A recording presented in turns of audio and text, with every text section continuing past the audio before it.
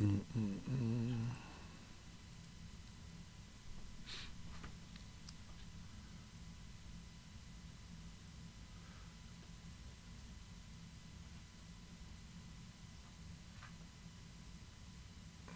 going on?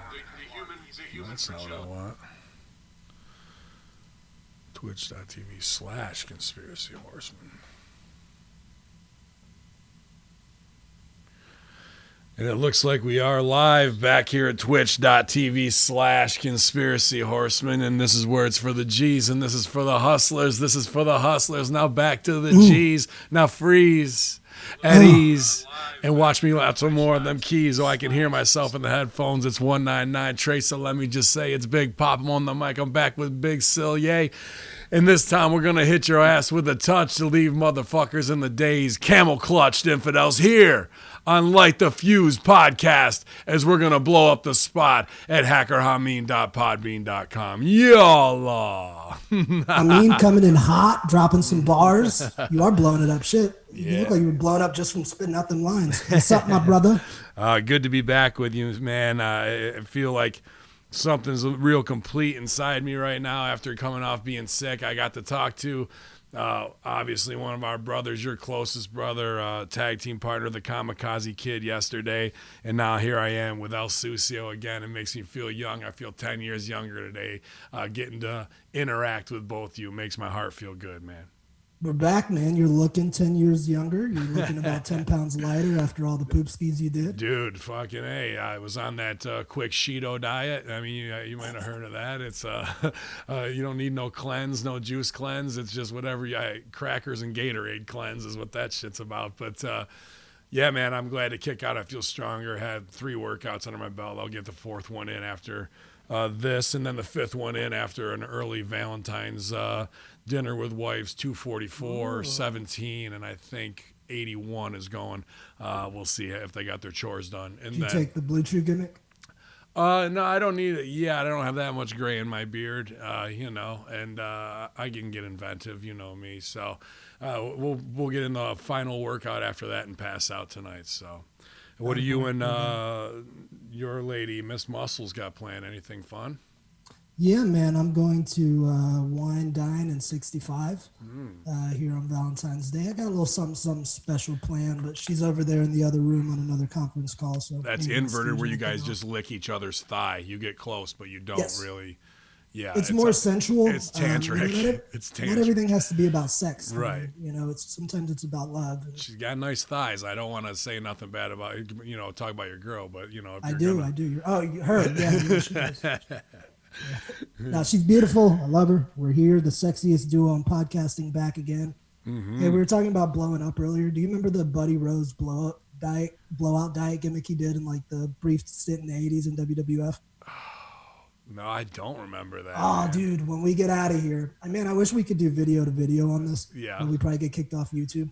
Look up Playboy Buddy Rose's WWF work. Like, he had a brief stint. I feel like the blowaway diet.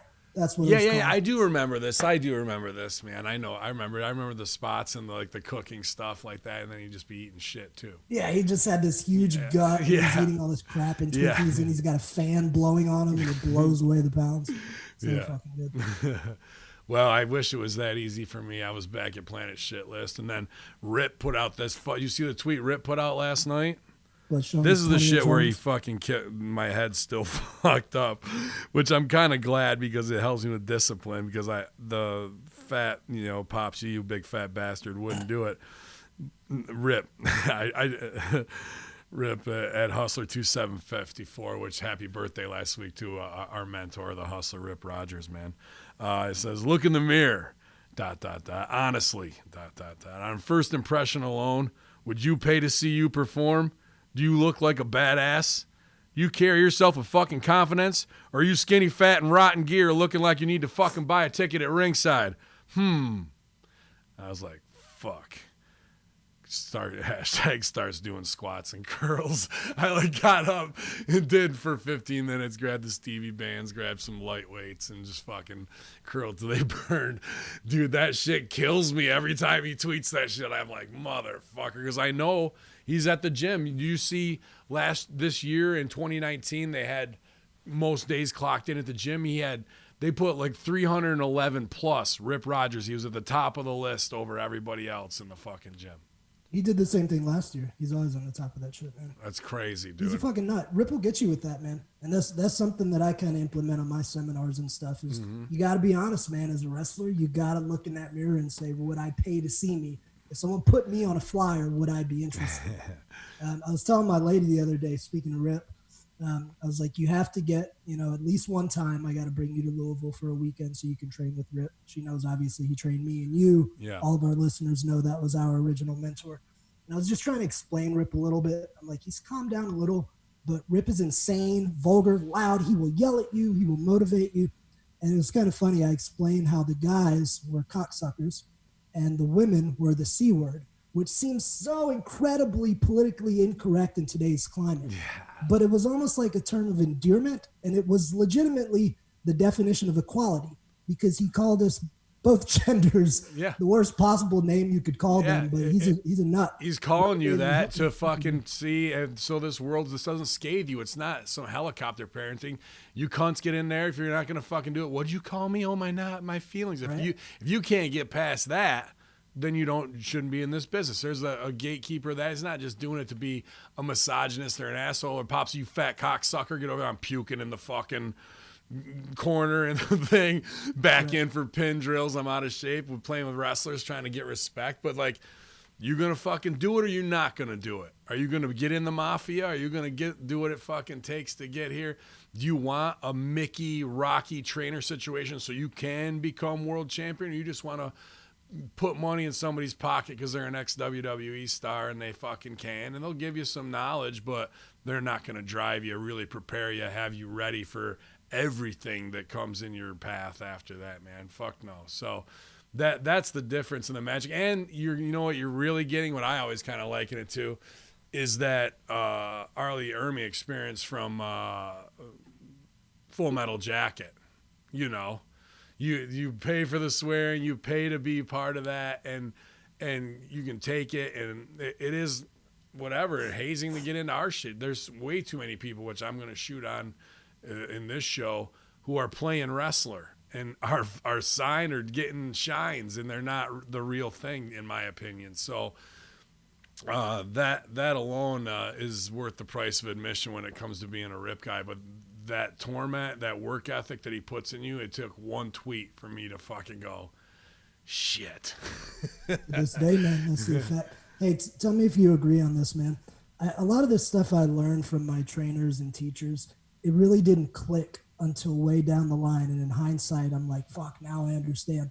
When Rip was pushing us that way, the language he used, the yelling, all that kind of stuff, I didn't realize this at the time.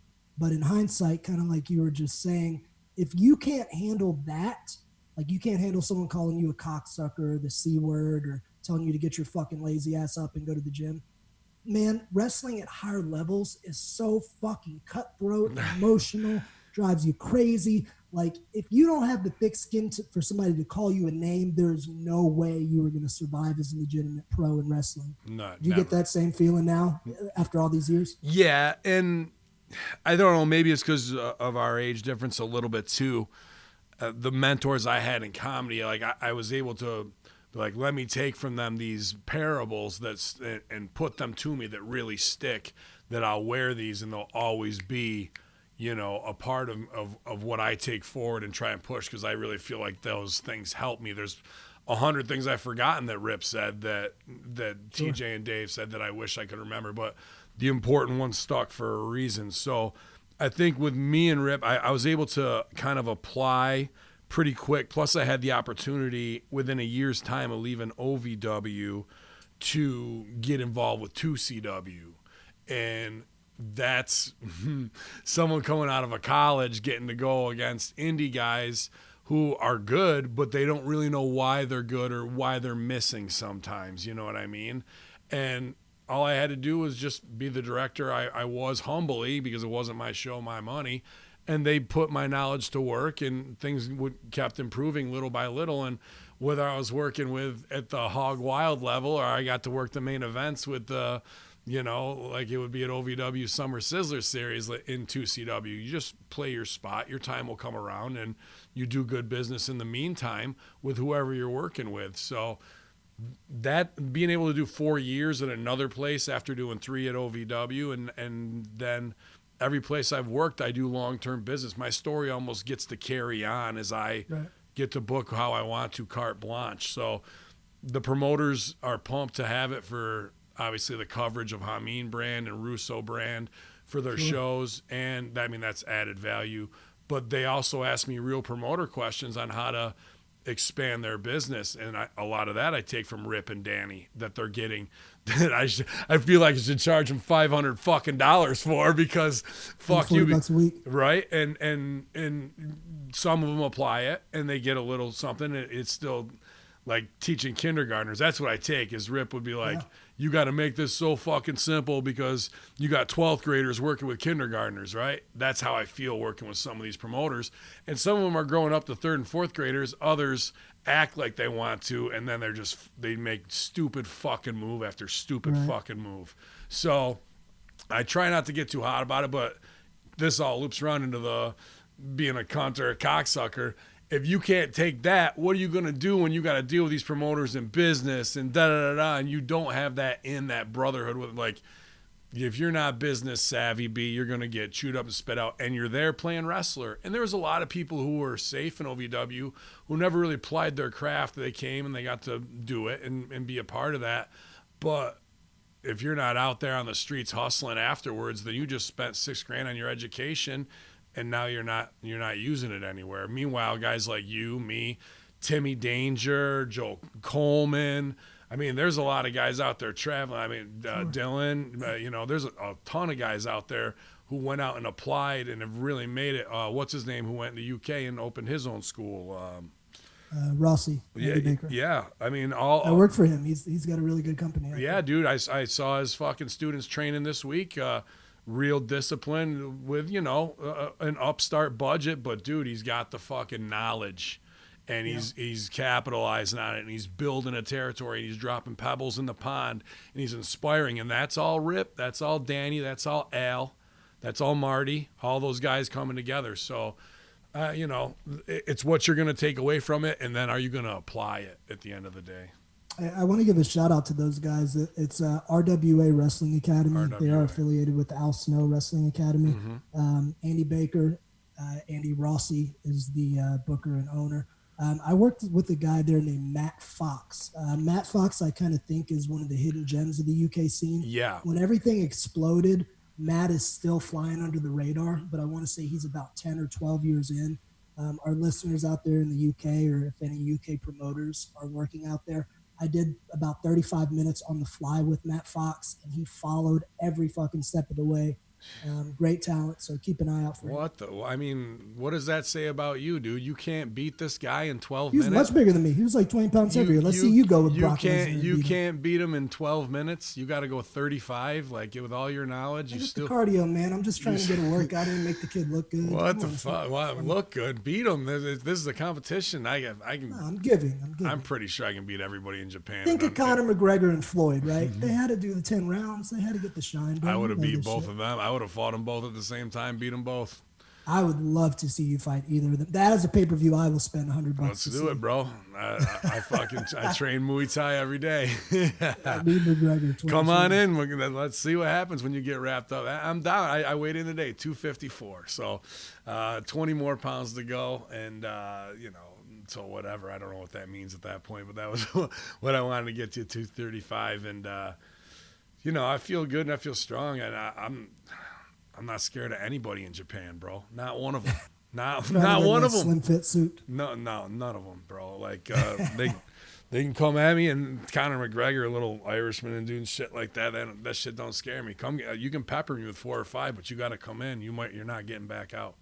there you have it, folks. Hopefully sometime in 2020 we'll get to see this epic encounter. Yeah. Right now we're going to get to one of my favorite parts of the show. It's in the news. Dun, dun, dun, dun, with Silvio and Hamin. Yeah, Allah. So our first bit of news today, we talked about this a little bit yesterday, and man, we're familiar with Teddy Hart, arrested in my very own hometown of Richmond, Virginia. on drug possession with looks like intent to distribute. It was a Schedule 3 controlled substance, and they listed possibilities for a Schedule 3 or Yeah, that was weird. Possibilities. Yeah, go ahead. Sorry. Among those in that drug class, Schedule 3 in Richmond would be steroids and ketamine. So, yeah, I can't see why Teddy would have been in Richmond unless his sole purpose was to go there and acquire whatever he was acquiring. But Ted Hart in the news again and arrested. Was there a show booked that he was on there or no? Bro, there's not. I'm from there, and there are not many shows running there, and certainly not on a Tuesday. So definitely something going on. And we've seen this new YouTube channel with whoever this, Instagram chickie is that he's with, and just the strange behavior of like, we're going out and here's the weird quirks of Teddy that I'm discovering slowly. And it's just like, when you see that kind of stuff, it really feels like the downward spiral of trying to put on a work for people, and right. You're really out of touch with everything because it's not edited, and you know how bad it looks, and you can say all the shit you want to in front of the mirror while you're about to go out and get effed up, but like something else is going on behind the scenes when you're doing that stuff. It's almost a cry for help, in my opinion. It's the same as the China stuff, same as the Sunny stuff, and now here we are with, I don't know, hydrocodones, gas. I'm not going to speculate, but that both of those are in the realm of the wrestling possibility, right? So not out of the spectrum of this, and plenty of other stuff in the last year that's kind of plagued him. I want to know, do you think that he bedazzled his jumpsuit already and he's living the gimmick in there already?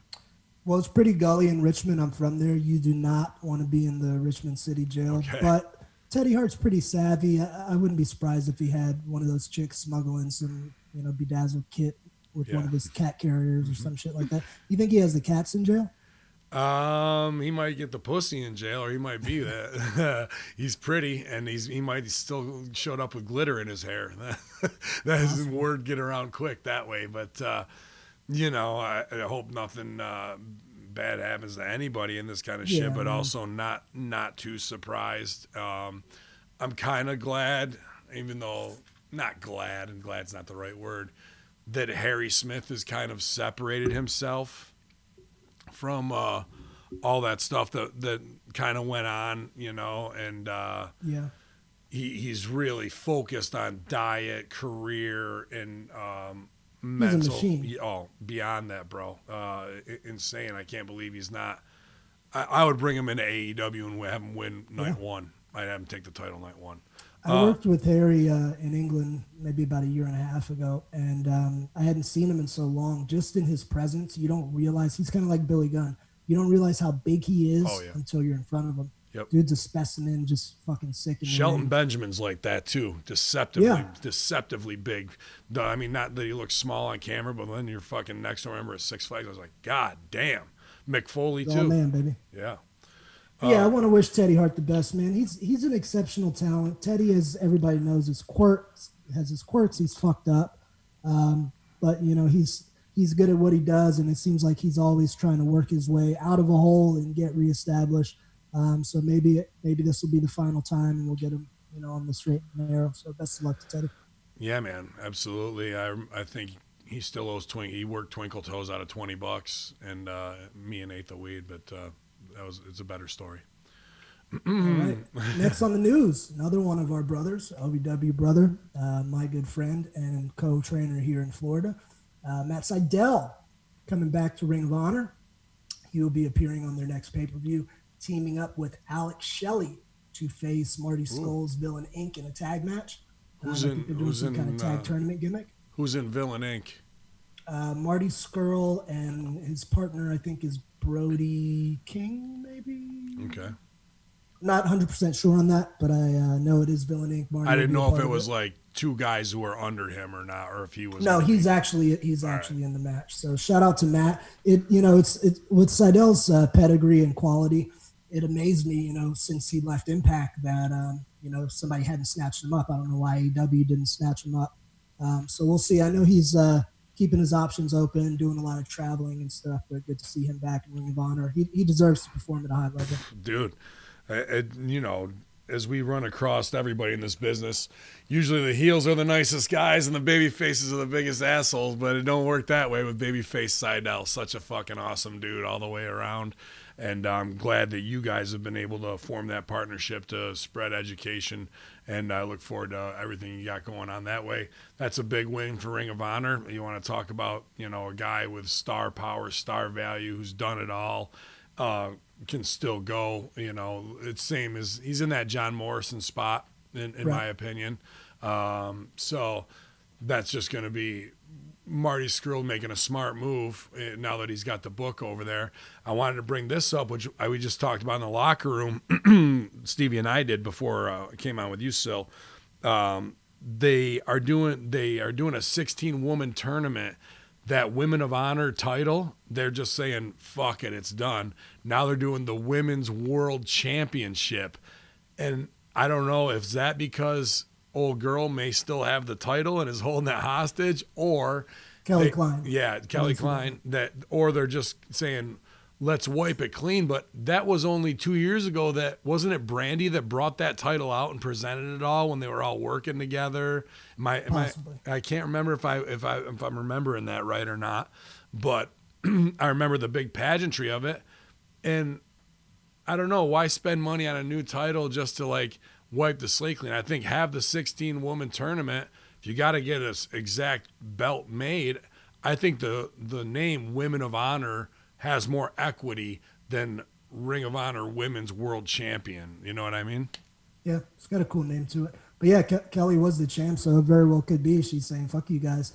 And that was kind of shady circumstances, man. I know Kelly well, and I spoke with her. We both share similar stories with our PCS and our head injuries. I spoke to her. She's doing well, coming along, but it was kind of under shitty circumstances, man. She gets hurt in their ring, speaks out about it, loses her job over it. I know there's a lot more layers to it than that sentence alone. Well, how are you in the locker room? Are you gonna fucking go for it, or are you not gonna go for it? I don't know. I'm not a dirt sheet writer. I don't know what happened or what didn't happen. Yeah. But I do know this: she is no longer with ROH, and it appears to be some shady ass circumstances. Yeah, dude, we can go to some degree. He doesn't answer my texts, and I still care about him, but. Word on the street is they've been my thesis is fucking, with Joey Mercury and all that breakdown. Here's the fucked up thing, and it was half rib between us, but not, because one of the things I take from Joey and stuck to me, obviously he had a huge impact on guys we love. Shiloh, training with him, and Shiloh, I think Shiloh Jones got the fucking best OVW education out of anybody, bro. Tremendous. Have you seen his new gimmick now? Yeah, yeah. I called him yesterday. It's $1 million. Yeah, he's fucking great. And happy birthday to Shiloh yesterday too, right? So I got to post something vulgar on his fucking wall. I forgot to. Put that motherfucker over. He's working now as Truth Magnum. I haven't seen such a complete gimmick package in a long time. He's fucking great, dude. He started with Buddy Wayne in the Northeast. Buddy said, "Go to fucking OVW." He packed up his fucking life, moved to OVW, became Nick Dinsmore's boy, kind of fucking day one. Dinsmore handed him off to fucking Joey. And Shiloh didn't used to really say, he's a very quiet guy. And he's very fucking smart and sharp. So smart when it comes to comedy. But he's low key.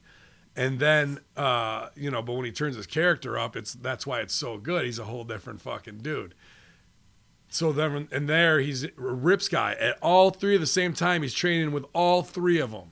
And here we are paying Rip, and Rip goes, "You think you're over, you're not over." I fucking look back now. That's what I regret. I should have been going to Nick's class. I should have been fucking doing even more. We were doing a lot, but could have done even more. And Shiloh did all that, stayed in OVW. He's one of those guys who's breaking out of the bubble now late and deserved to be out of it. Right. But he stayed in that territory. This guy's a fucking star that could be on TV tomorrow. I'm not talking NXT roster. I mean, that'd be great for him. I'm talking SmackDown tomorrow, ready. And that's the fucking what makes me also feel very good when I see guys like that finally getting that shot that I know they can capitalize on. He's a big money player, man. I just spoke with him yesterday and gave him a little bit of advice, but definitely, like you said, it's time for him to break out, man. He did a few shots at ROH with me when I was a regular there, but I only want to say he did maybe 2 shows, but never really pushed full throttle on the button to get as far as he could have. But now he's doing that, and I'm kind of helping him out a little bit. ROH would be perfect for him. Him and Dalton Castle, that kind of shit, bro, would be fucking forget about it, dude. That's where people will be tuning to be like, who's this new guy who's so good out of nowhere? You'll have an MJF situation with Shiloh. For sure. You will. Speaking of ROH, next up on In the News with Hamin. Seidel's in. Jeff Cobb is out. We'll talk about specifically what he did as we break the show down, but we'll talk about the gist of it. Jeff Cobb is now All Elite. I didn't even see that one coming. Did you hear the stooge on that? I heard he refused to do ring crew, and he said, you're out of here. Sounds about right. No. You know you get an extra $50 for doing the ring crew. Do you? I used to pay my gas. Fuck yeah, then, dude. No, I don't know the ins and outs of it. He made his name, and Mercury released that list, and it seemed like everybody that was on that list was the go back and forth with the office. I don't know what that situation is with Skrull and them, but Marty put himself in the right position to gain power and do the right thing and open the doors possibly for a partnership with AEW, with a partnership for NWA. But all those guys that were kind of like they're going, it all came to fruition. So what I was going to say with Joey is the one thing that stuck to me that he didn't do is I always remember Joey looking at me going, never miss a chance to shut the fuck up. And to see Joey go off online like that and be the one, I was like, wow, dude. Wow. Because anybody who's dealt with Joey professionally or knows Merc on the side, I mean, he's the worker of work. He's been working since 15. And some people he might come off too shady as and cold. And he can be that very, but like, I fucking like those desperado fucking types. I don't like try and hold on to them and embrace them with everything I can because you're going to get snake bit. But I like dealing with a fucking coy motherfucker like that and learning a little bit of fucking, you better watch out before you get bit by the rattlesnake, you know? Like, I think everybody needs a little of that in their life. Now, it's not like we're best bros or anything, but I took some lessons from him. So to see him go off and break kayfabe and be the one, that was very strange to me. Yeah, Joey is a different animal altogether, man. I will say on a professional level, I learned a lot from him as a performer and things like you said, never miss an opportunity to shut the fuck up. I share that with my students to this day. Mm-hmm. But on a personal level, I don't think it's really any secret. Joey has his issues, and sure. At times he gets in a very not so good place. And I'm sure a lot of what's come out recently has come from that. But I wish the guy the best. You know, I respect him as a professional. Don't agree with some of the actions I've seen him take against others on a personal level. Yeah. But I respect the man for what he's done and what he's capable of doing. Yeah, that's the thing. Like, it's all right to see in OVW somebody like that because a Joey prepares you for who the fuck is coming next because he's that way because he's swung swords when JBL and all those guys cut the fucking sleeves off their jackets up there. So he's bringing back a lot of anger and shit. Remember when they got those fucking like $5,000 fur coats and shit? Yeah. And they were out there in the locker room. Somebody cut the fucking arms off them backstage as a rib, dude. Like, that's what makes him like that. So when he's like that shitting on other people, that even if we care about him, it shows you what you got to be prepared for in the upper echelon of this fucking biz. Fucked up shit, man. Fucked up shit. We'll get there together. Any other things in the news? I saw the numbers were up 928,000 for AEW, almost up $100,000 over last week, and beating out NXT again by 200,000. Yep, I got the numbers in. I'll share those. A little bit in the news, a little bit of AEW news. The biggest AEW news: Brandi doing an interview announcing that Nightmare Collective has come to an end. She cited she wasn't really feeling it and the fans weren't really feeling it, which is true. Nobody was particularly feeling it. and they pulled the plug. It's gotten mixed reviews that she came out and said it this way. I personally think it's cool, A, that it's over, and that B, they acknowledged it and decided to move on. What do you think about the whole situation? I don't know why chief branding officers get to cancel creative. That's an interesting premise to me. Why wasn't it over? It was a bad idea, frankly. It was just weird. It didn't work. It didn't click. No, and it didn't click on paper to me either. Whose idea was it? I can't say, but I would assume Brandi and at least Cody had to be on board, and Tony Khan had to approve it, right? I guess. So maybe it was Khan's idea. I don't know. How many more? That's my guess. And, we've already got Dark Order and this female side of it. Was that supposed to be a tie-in? I don't know, man. Her acting even is like on this show, on the commentary, now that she's supposed to be the concerned wife, wasn't the best use of what we saw. Man. It was very Just weird. Seeing her how she was a couple weeks ago. So let's tell the truth. I wish we could Men in Black erase our minds, and that commentary would have been just fine. That's what I was thinking when watching it. Like, yeah, dude, she's gonna have to start pulling out of this. And it didn't pull out of it. So what are we learning here? Maybe she shouldn't be on camera.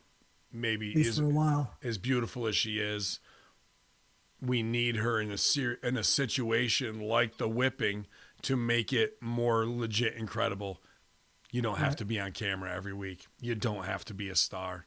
If you're really worried about branding, this is going to sound fucked up, go be what Stephanie McMahon is right now. Go be the businesswoman face of the company if you really need shine.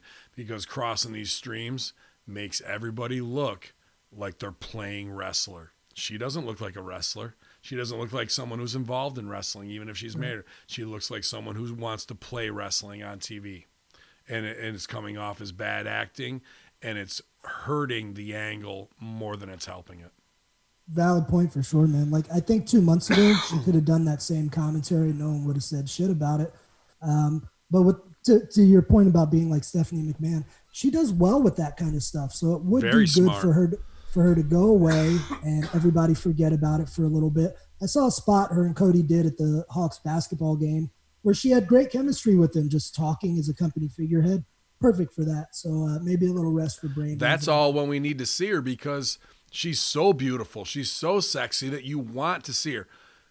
Not if every week and she comes out and exposes herself as a year 2 promo, right? That's really what we're getting to see, is someone with the skills of an NXT recruit who's never really done this, as the thirst for it.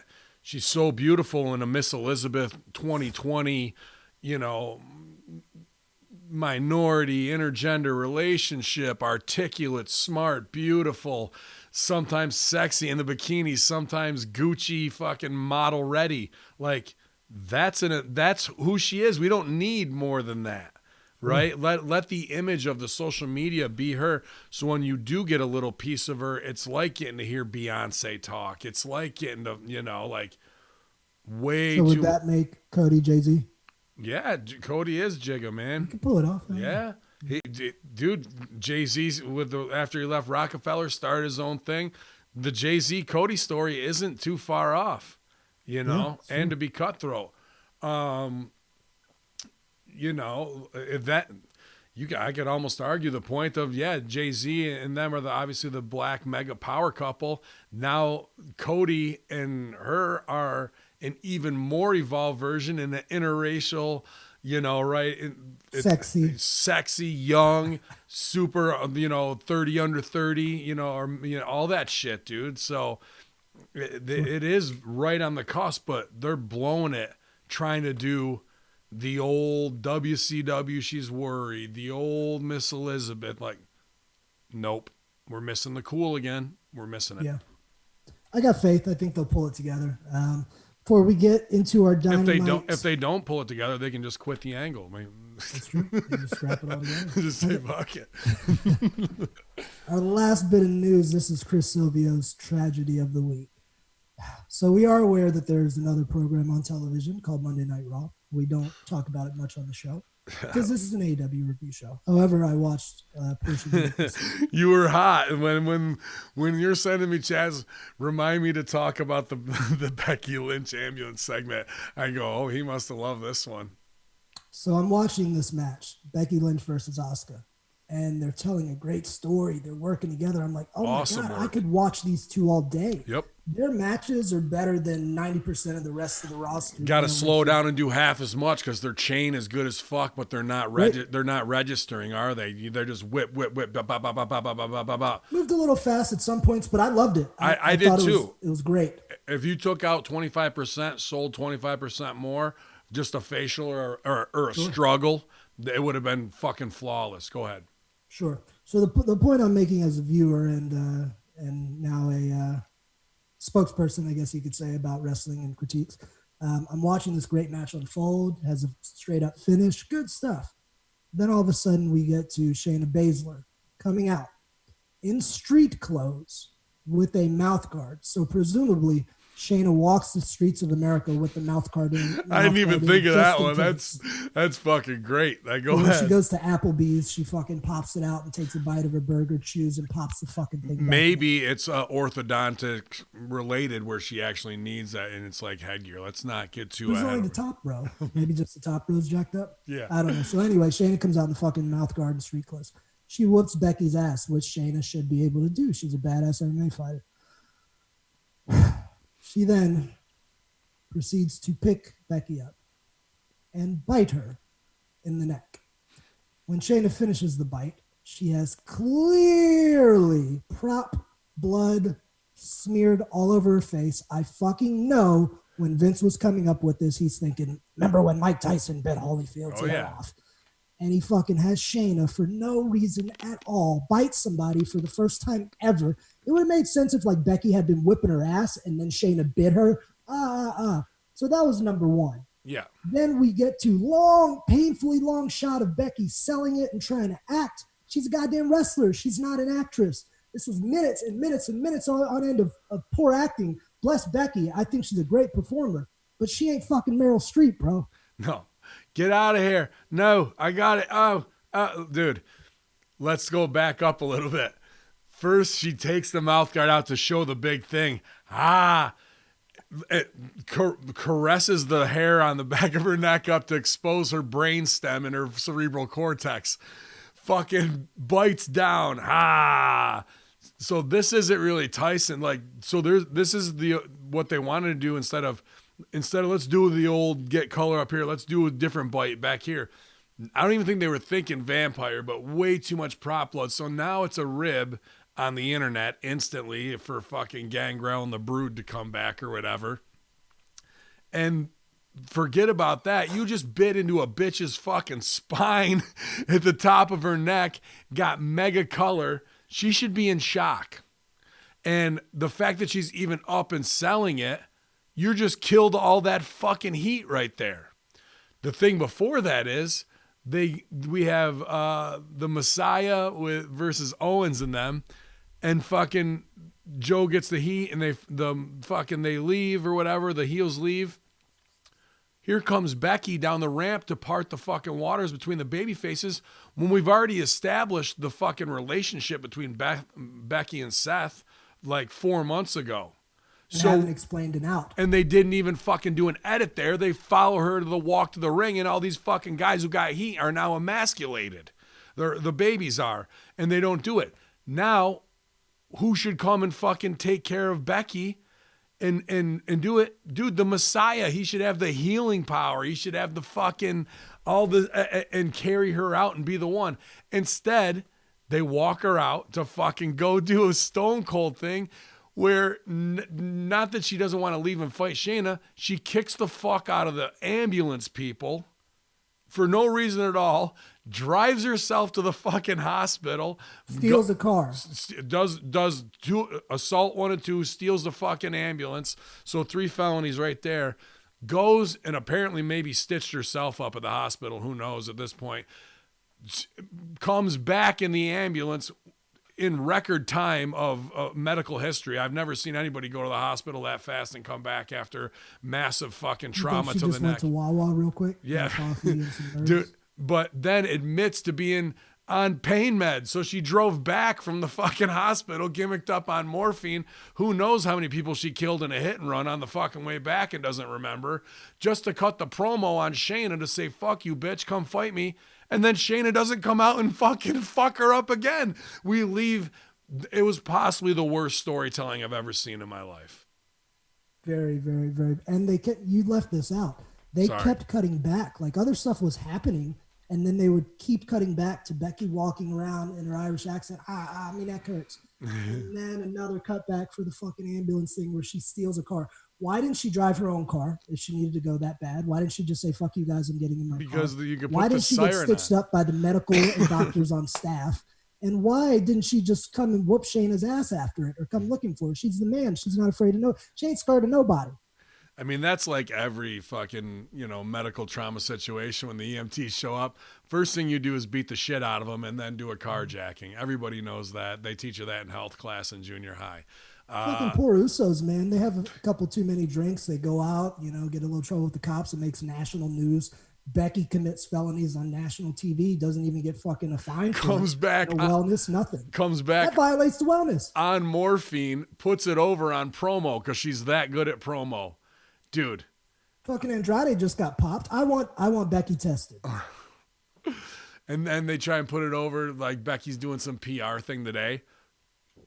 Then she's got a bandage on the back of her neck, and they're like, they shoot it from behind, like, Becky keeping kayfabe, everybody. Fuck you, bro.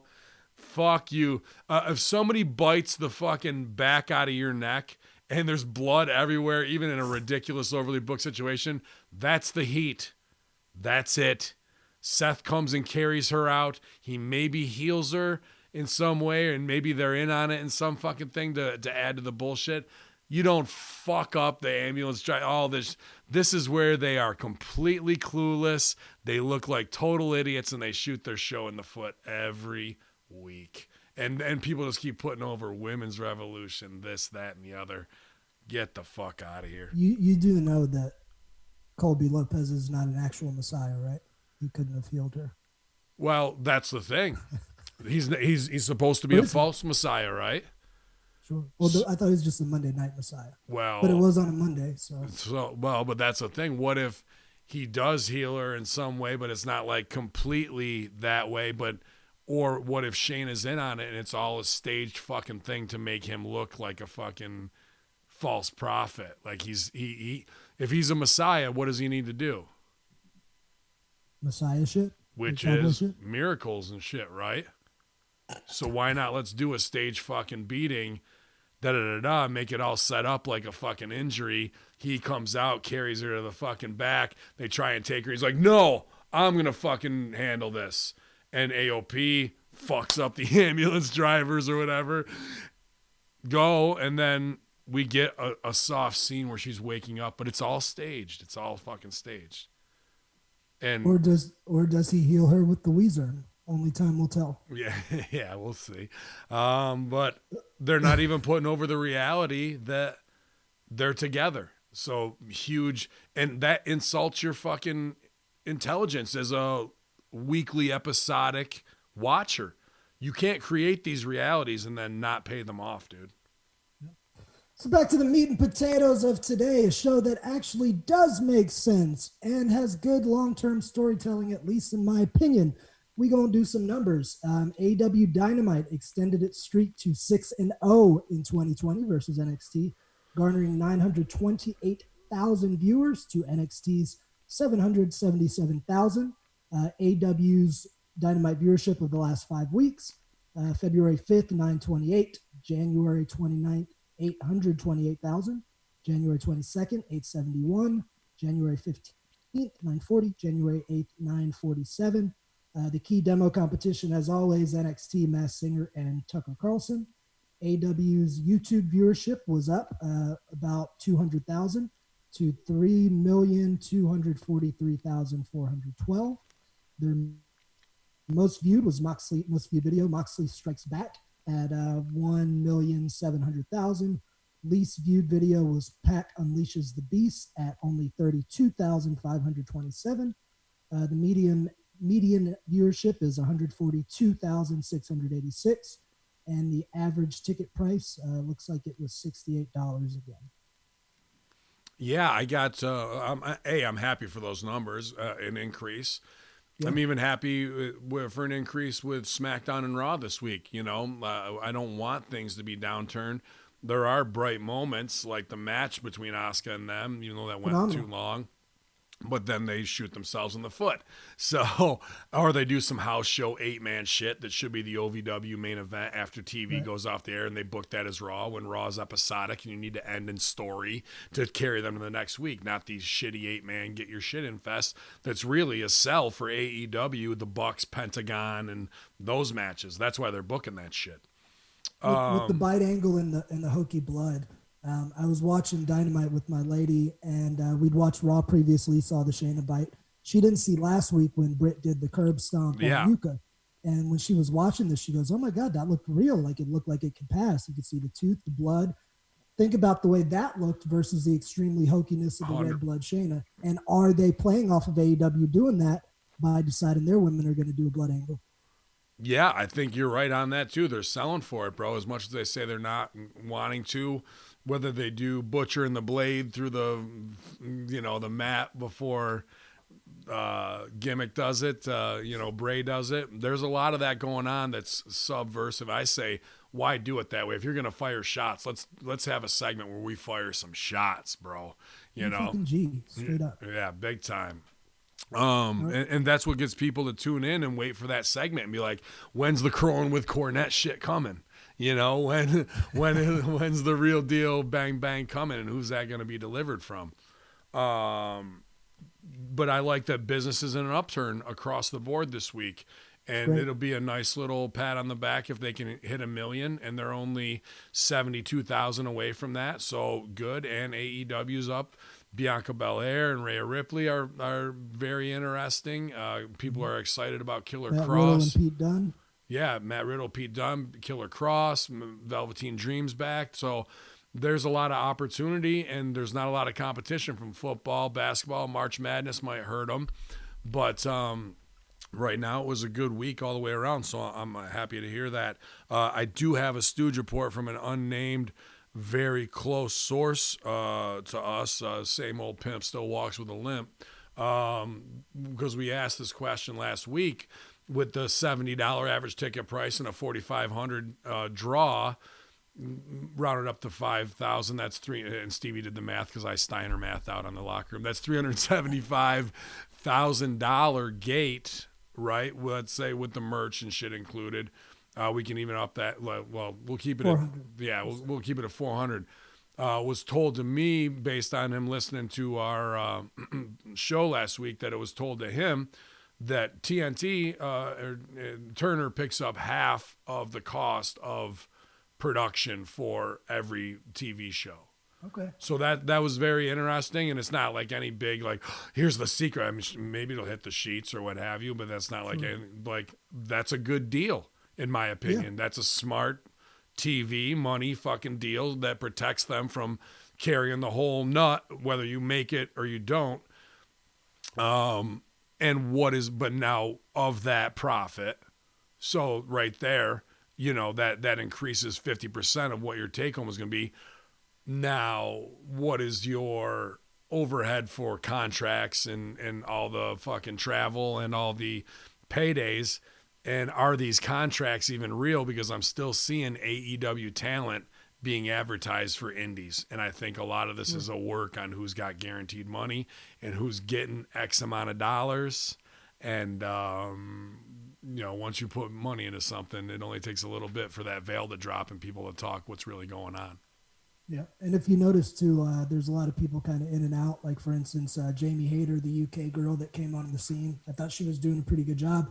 I haven't seen Hayter in weeks. She may be on Dark. I think Jimmy Havoc's had one match with them in 2020. Well, he had that awesome match at Jimmy's Seafood. He did. I heard that was quite a barn burner. I heard it was exciting, excellent. But yeah, so this week we are live from Austin, Texas for AEW Dynamite. It kicks off hot with SCU with Christopher Daniels versus my man Hangman, Adam Page, and Kenny Omega. before the match can begin, we get a Dark Order video where they're summoning Chris Daniels, apparently. Chris Daniels tells his team, I'm going to go back there and fight the good fight, and off Daniels goes, furthering the story that we've been saying for weeks, that likely he will be the Dark Order guy. For the match, do you think that, though, now? That seemed way too on the nose. Like, this now seems like a Russo. Yes. This seems like a Russo swerve now. I agree. It's either a swerve coming or it's extremely predictable booking, which in some cases I'm okay with. I am too, but not now. Right here at this moment, I feel the Russo swerve is the fucking way to go. And I was like, because everybody already can picture it, and like to do that again, not that Chris Daniels is playing wrestler. He's the real fucking deal. But otherwise we're playing WCW we're playing wrestler by like, here's the old deal. It's going to be him, predictable booking wise, when it should be pull the mask off and it's somebody else completely. Who would you put in that spot? I don't know, man. Here's the deal, though. They need somebody. I was thinking this to myself, like, can Chris Daniels even save this if it turns out it is him, as good as he is and with his experience? No. They pulled the plug on the Nightmare thing for obvious reasons. There's been a lot of blowback for Dark Order. I respect both of those guys. I think they're good performers. I really like Stu Grayson's look. But it seems to me they are really, really doubling down as opposed to just cutting bait. So my thinking is that they have some kind of long-term angle with the major star in place. Otherwise, I feel like they would have cut bait on the whole Dark Order thing a few weeks ago. So it's got to be Daniels or maybe a new name. Maybe it's Brody Lee or something. But this is going to have some kind of main event implication. Otherwise, with all the blowback it's gotten, I feel like the cord would have been cut by now. Yeah, I can't think of anybody but James Mitchell, and he's obviously at Impact, to be like a mastermind in this who's doing a dark gimmick. I don't know. That ain't going to work, bro. Much respect to James Mitchell, but it ain't going to. Yeah, but it's just things like that. I'm thinking to myself, who do I know that's working a demonic gimmick that could get it over? Aside from, my other pick was Sin Bodhi.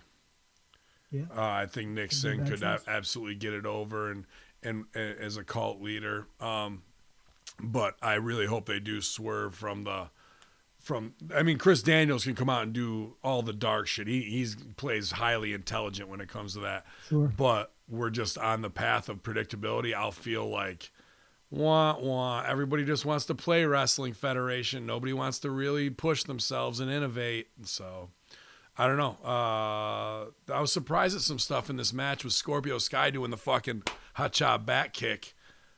Shoot him in, like getting Hamin heel heat on him. He's too over as an athletic babyface right now to do that. Yeah. So onto the match itself. Great teamwork here on both teams. What I did enjoy about this match is they were working with each other. The whole goal of tag team wrestling is utilizing your partner to get the advantage.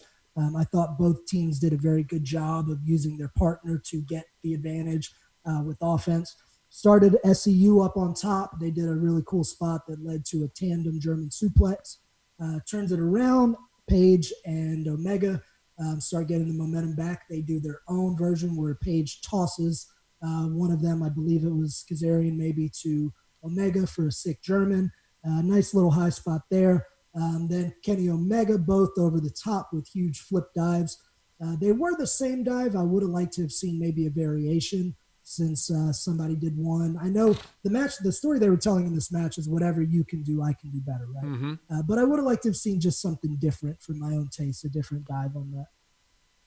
If they were to do that dive and then I had to do it better, I would just like go, no, you did it. You did it good the first time. Yeah, couldn't top it. And what's funny about that is they were equally as good. I tried to watch and say whose was better, but they were literally looked like the same dive.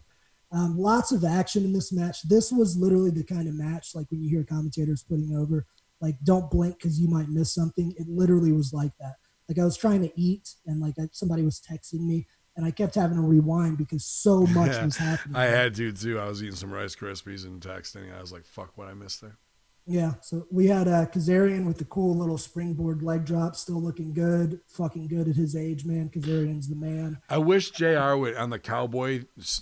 Don't do the tongue in cheek cowboy stuff. Let him say it. Cowboy shit. Here it comes. Like fuck. Yeah. Like now. That's what will separate them a little bit. You know. Yep. So they also a little note in the story. They kept trying to sell the questionable relationship between Omega and Page.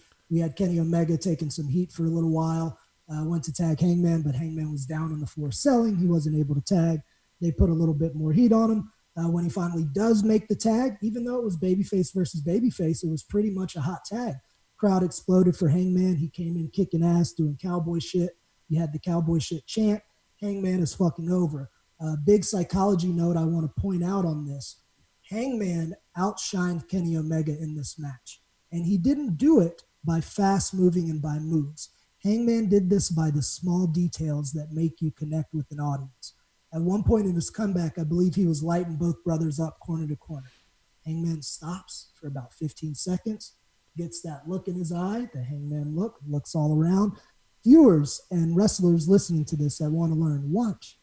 As he looks this way, that way, this way, the other way, each side begins coming up and builds to a crescendo when he completes the comeback.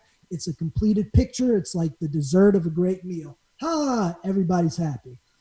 So awesome comeback there from Hangman Page. I really like the way he stopped to connect with the audience there. They missed the double buckshot. Kaz clotheslines Hangman for a near fall there. We had a double dragon sleeper from SCU. Crowd going crazy when they bonk into each other to break it up. I thought they did a great setup for the finish where they tried it. It didn't work. They were in jeopardy. Then they finally hit the buckshot V-trigger combo, which looked absolutely fucking devastating. Yeah, devastating. Right? Looked like he killed a motherfucker. Yeah. That was some old school Perry, Saturn, and Cronus shit right there. Total elimination when they used to fucking kill guys, man. Fucking death. Hangman and Omega pick up the win. Successful title defense. Now they're on next week to face the Lucha Bros. What'd you think of this match, Popsy? I think you nailed that spot perfectly. It's everything that sticks out to me is Hangman Page. I really like the athleticism of Scorpio Sky and Kazarian. I think Kazarian could be the other leader if they wanted to. It's not the best choice, but if you're going to swerve it, that's who I'd put. Of Dark Order. This match was delivered everything you wanted to out of the gate in the beginning to showcase AEW product. And Hangman Page, did I ask you this? Do you know who trained him? Because he's got it. Not just like he gets it and has it. Like I've seen him progress in the last year at a very rapid pace. A very rapid pace that you're like, wow. Because the rest of the people on their roster, except for maybe a Jericho or a Swagger, doesn't have that natural know of how to bring the crowd up at that level. And MJF does too. And then to go back and forth just with simple lariats where they can come in and then the duck one on that, like, oh, you think they're going to cut him off, and then he hits the big Ha-Cha mob kick. Just further shows that he knows the rhythm of what needs to happen and how to keep a guy alive. Now, maybe that's Kazarian calling it to him. I don't know. Very well could be, but he definitely held up his own. It fucking was so beautiful and so simple. While everybody else, to be honest with you, I don't give a shit about the dives. Don't remember them. Don't remember this Tiger Driver, this fucking suplex, this whatever. The V-trigger combo I remember because it was the finish. But that moment of where he has them in their hand, young wrestlers, watch that. That's the most important thing in wrestling. Not hitting your 630, you're jumping off of this, that, and the other. That is when you're a true professional and you're not playing wrestler anymore. You are a wrestler. And just watching, I'll ask you honestly, who was more interesting in that match to watch, Hangman or Omega? Hangman. And Omega's supposed to be the bigger star. Hangman outshined everybody in that match. Aside from Jericho, he's the most important guy in the company. So I always talk about AEW babyfaces. I think you got Cody as 1A, Moxley as 1B. I really think Hangman's starting to step up in that position. If he keeps doing what he's doing and doing this badass cowboy gimmick, I think within a year or two's time, he could get himself right up there. There's if spots. He keeps working those details. There's spots. Your top guys you're invested in, Moxley and Cody. Absolutely. I agree that he's not above them. But here's the thing. He is above them. His performance is above them. It's not him outshining, like saying, I'm going to steal the show. It's when you look as if you and I as a director and a producer and a writer, and you say, who is giving me the most and best genuine performance, who is coming through the camera more than anybody else. Now, Cody did it through violence, and he did a great job with last week. And through emotion. Right.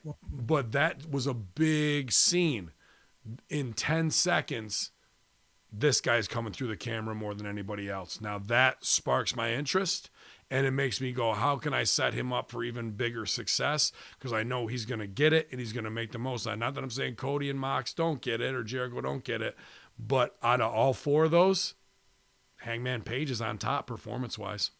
I would agree, man, and I would say he's probably the best athlete of that group, but it all boils down to this.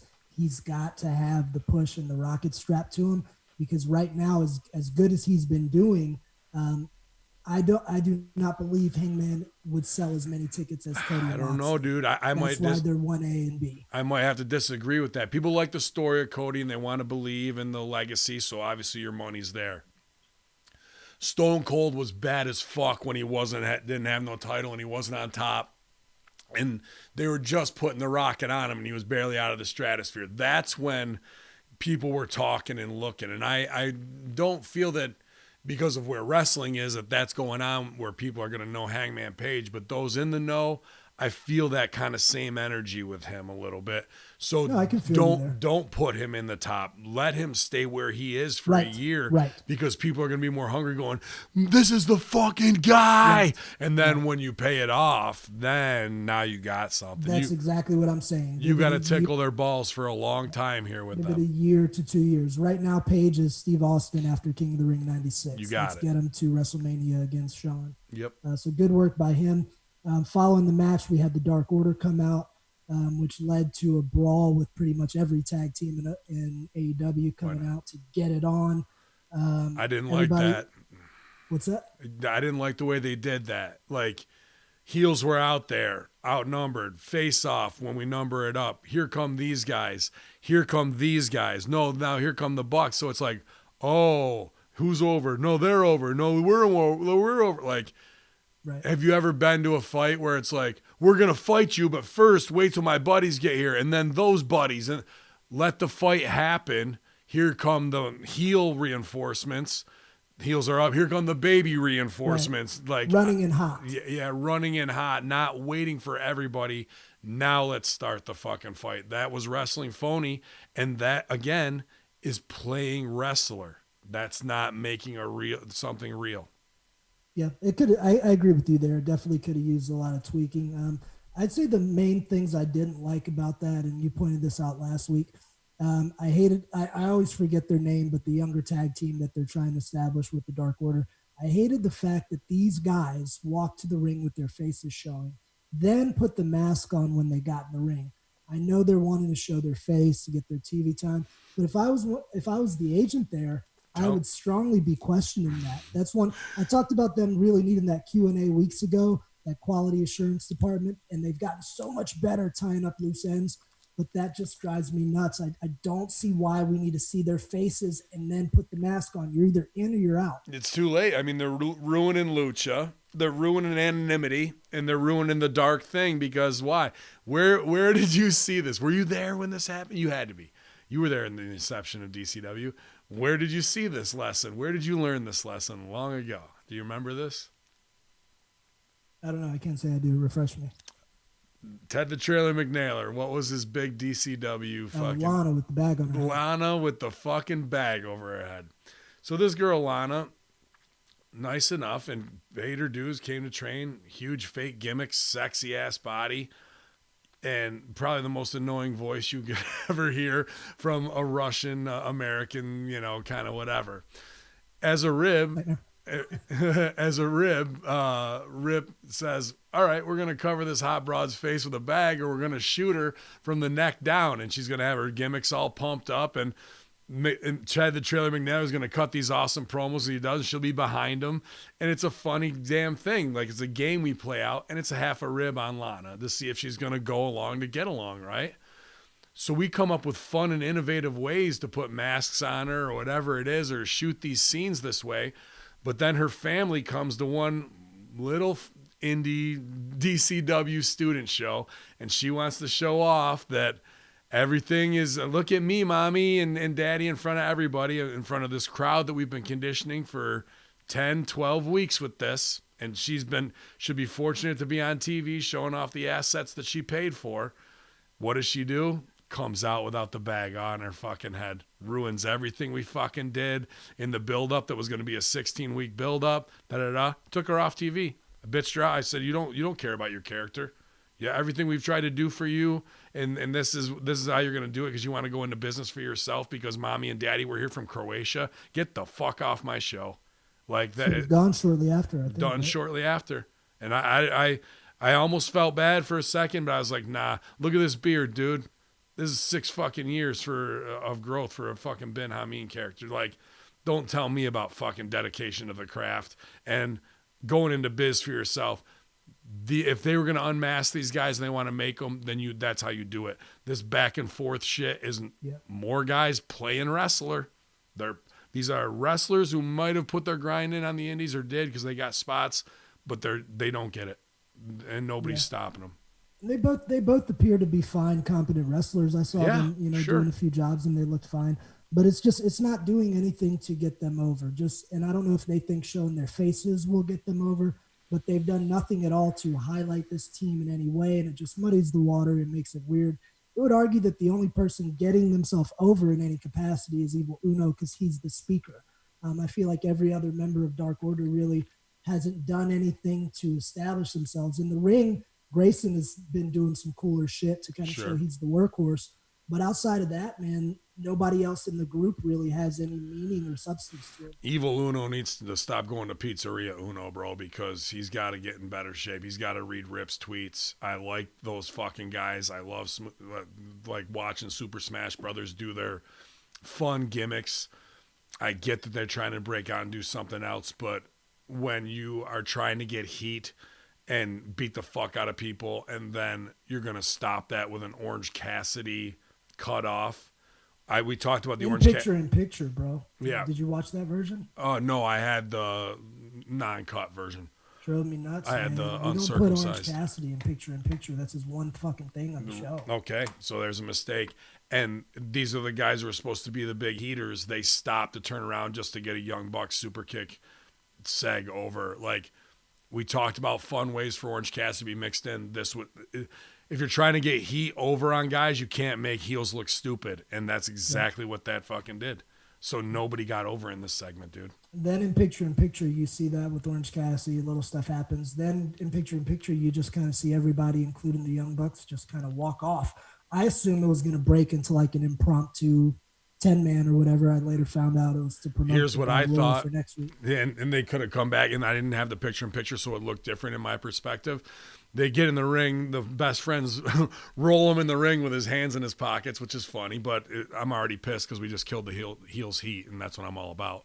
2 weeks in a row. 2 weeks in a row, yep. And so they pick him up. He gets up on his with his hands in his pocket still. The Bucks woman put the Bucks headband on him, and he does the Orange Cassidy thumbs up thing to pose for the camera. Here's where Hamin would be like, because this is nothing worth a paycheck, but here's where he has to be smart and think of things. What's the Bucks fucking thing? If he does this, what do the Bucks do? What do they do? They're too sweet. Too sweet. Kick. So he instead of doing this, he should have come up. If you can't see what I'm doing right now because you're not watching at twitch.tv/conspiracy horseman, it's like sock puppet hand. And then he goes, index finger up slow. And the crowd fucking pops you. This is when you're a worker and when you have them.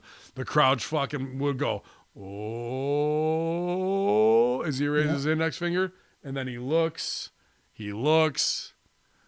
oh, with his pinky, and it's the Wolfpack, and they fucking come in, and everybody pops, and he just stands there and no-sells it and puts them down super, super fucking slow. That's the power of a wrestling performer if you're true to your game and true to your craft. that's the moment, not what we saw there to bury the heels. You could have had something else. I'm not trying to Barry Horowitz me here. Is that not a fucking the spot right there, dude? Yeah, I think it's cool, man. I don't know if they're allowed to do that. Have they been doing it? I know they got some heat for saying "suck it" and all that stuff, and got to see some. What's it matter? He's not saying nothing. No one's got to say shit. It's about this fact of you can that Orange Cassidy can slow down a wolf pack fucking too sweet to a 45-second spot because his reality makes that fucking totally believable. And you see the Bucks fucking selling for it, and then they all come in and fucking do it, right? Like it's kind of like the best friends hug. Yeah, and the best friends were right there, and the best friends can fucking sell. Oh, that's where the fucking comedy of that shit comes in. So I think we could unanimously agree here. Pretty solid match. SCU doing quality work again. Really big fans of their work recently. Omega and Paige working great together. Had a good little match. The back end, I think, was a little bit of a miss with all the tag teams. We'll see if they can recover it next week in the Tag Team Battle Royal. Next, we had what I thought was a really great piece. It was a sit-down interview with JR interviewing Santana. Santana was talking about his childhood, his father being blind, cut a really, really great emotional promo. I like the fact that we got to finally hear from Santana because I didn't even really know much about the way they were presenting him. So we got to hear about him, and it's great for him that he got that opportunity. 2 minutes of TV time means the world in our business. So I'm very happy for him. He got that opportunity, and he said it well. JR is perfect in those roles. The only thing I could say about this, and I'm sure you'll probably agree, this, my friends, was a babyface promo. This is the kind of promo designed to make you. How could you hate that guy? He has a great story. No, he you overcome can't. the odds. This is great work from production. The look of it was so awesome. But I'm thinking to myself the same thing. This is baby, dude. Like now he's got one eye gimmick and he wants revenge, but he's the heel hitman.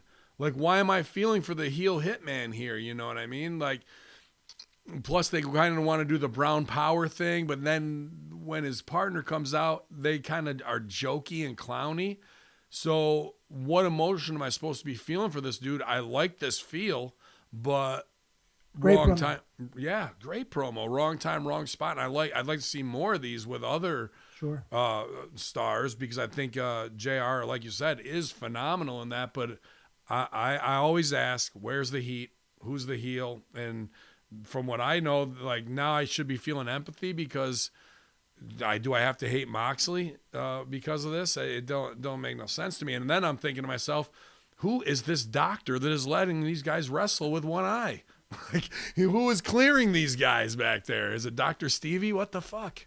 Get out there. It was Dr. Zahorian. He's back now. He got recommissioned. So man. they try to wrap it around and get it back on the heel tracks with JR saying, with everything you're saying, are you upset with Jericho? Because essentially it's Jericho's fault that this happened to you because he's the one that stabbed Moxley in the eye. So he defended Jericho, said Moxley made his own decision, and then brought it back into the match. So they made some kind of attempt. I think they should have went a little higher with it. Like when you remember Foley did that breakout sit-down interview with JR in 97, he ended it by mandible clawing JR. So he said all this stuff that makes the fans connect with him, but he did something overtly heelish at the end. I would have liked to have seen something similar with Santana. Fuck, maybe he goes to poke JR's eye. I was going to say stab JR in the eye, and now JR's got to wear the fucking gimmick. Imagine him cutting that fucking Yeah, promo. that's what I'm saying. He's probably got a couple of them at home that he could fucking wear still. Then they could all point to the WrestleMania sign and show up for Pirate WrestleMania in fucking Florida together. So this leads us into our match here. After that, we had an interesting Darby vignette. This was pretty fun. I like that, dude. Everything they did vignette-wise looked fucking great. It all I can say is I'm excited for what Kamikaze Kid gets to work on in NXT because I know it looks way different and cooler than anything else, these specials that he's producing. Right. And I'm so proud of him. WWE should be looking at these things going, man, our shit, we are so fucking lazy. Even the Dark Order on that staircase with the diagonal access was so good and imposing, or the Dark Order commercials, or JR in the ring here with a definite ESPN serious look. or now this piece, a completely different look. And the one with Pac, too, in the hallway in black and white. Phenomenal.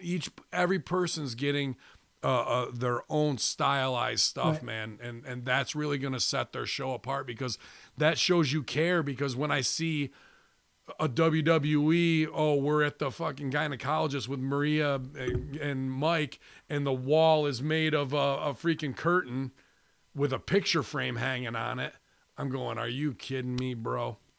Are you kidding me? You know, this goes back to the successful storytelling of AEW we've been talking about recently. Yeah.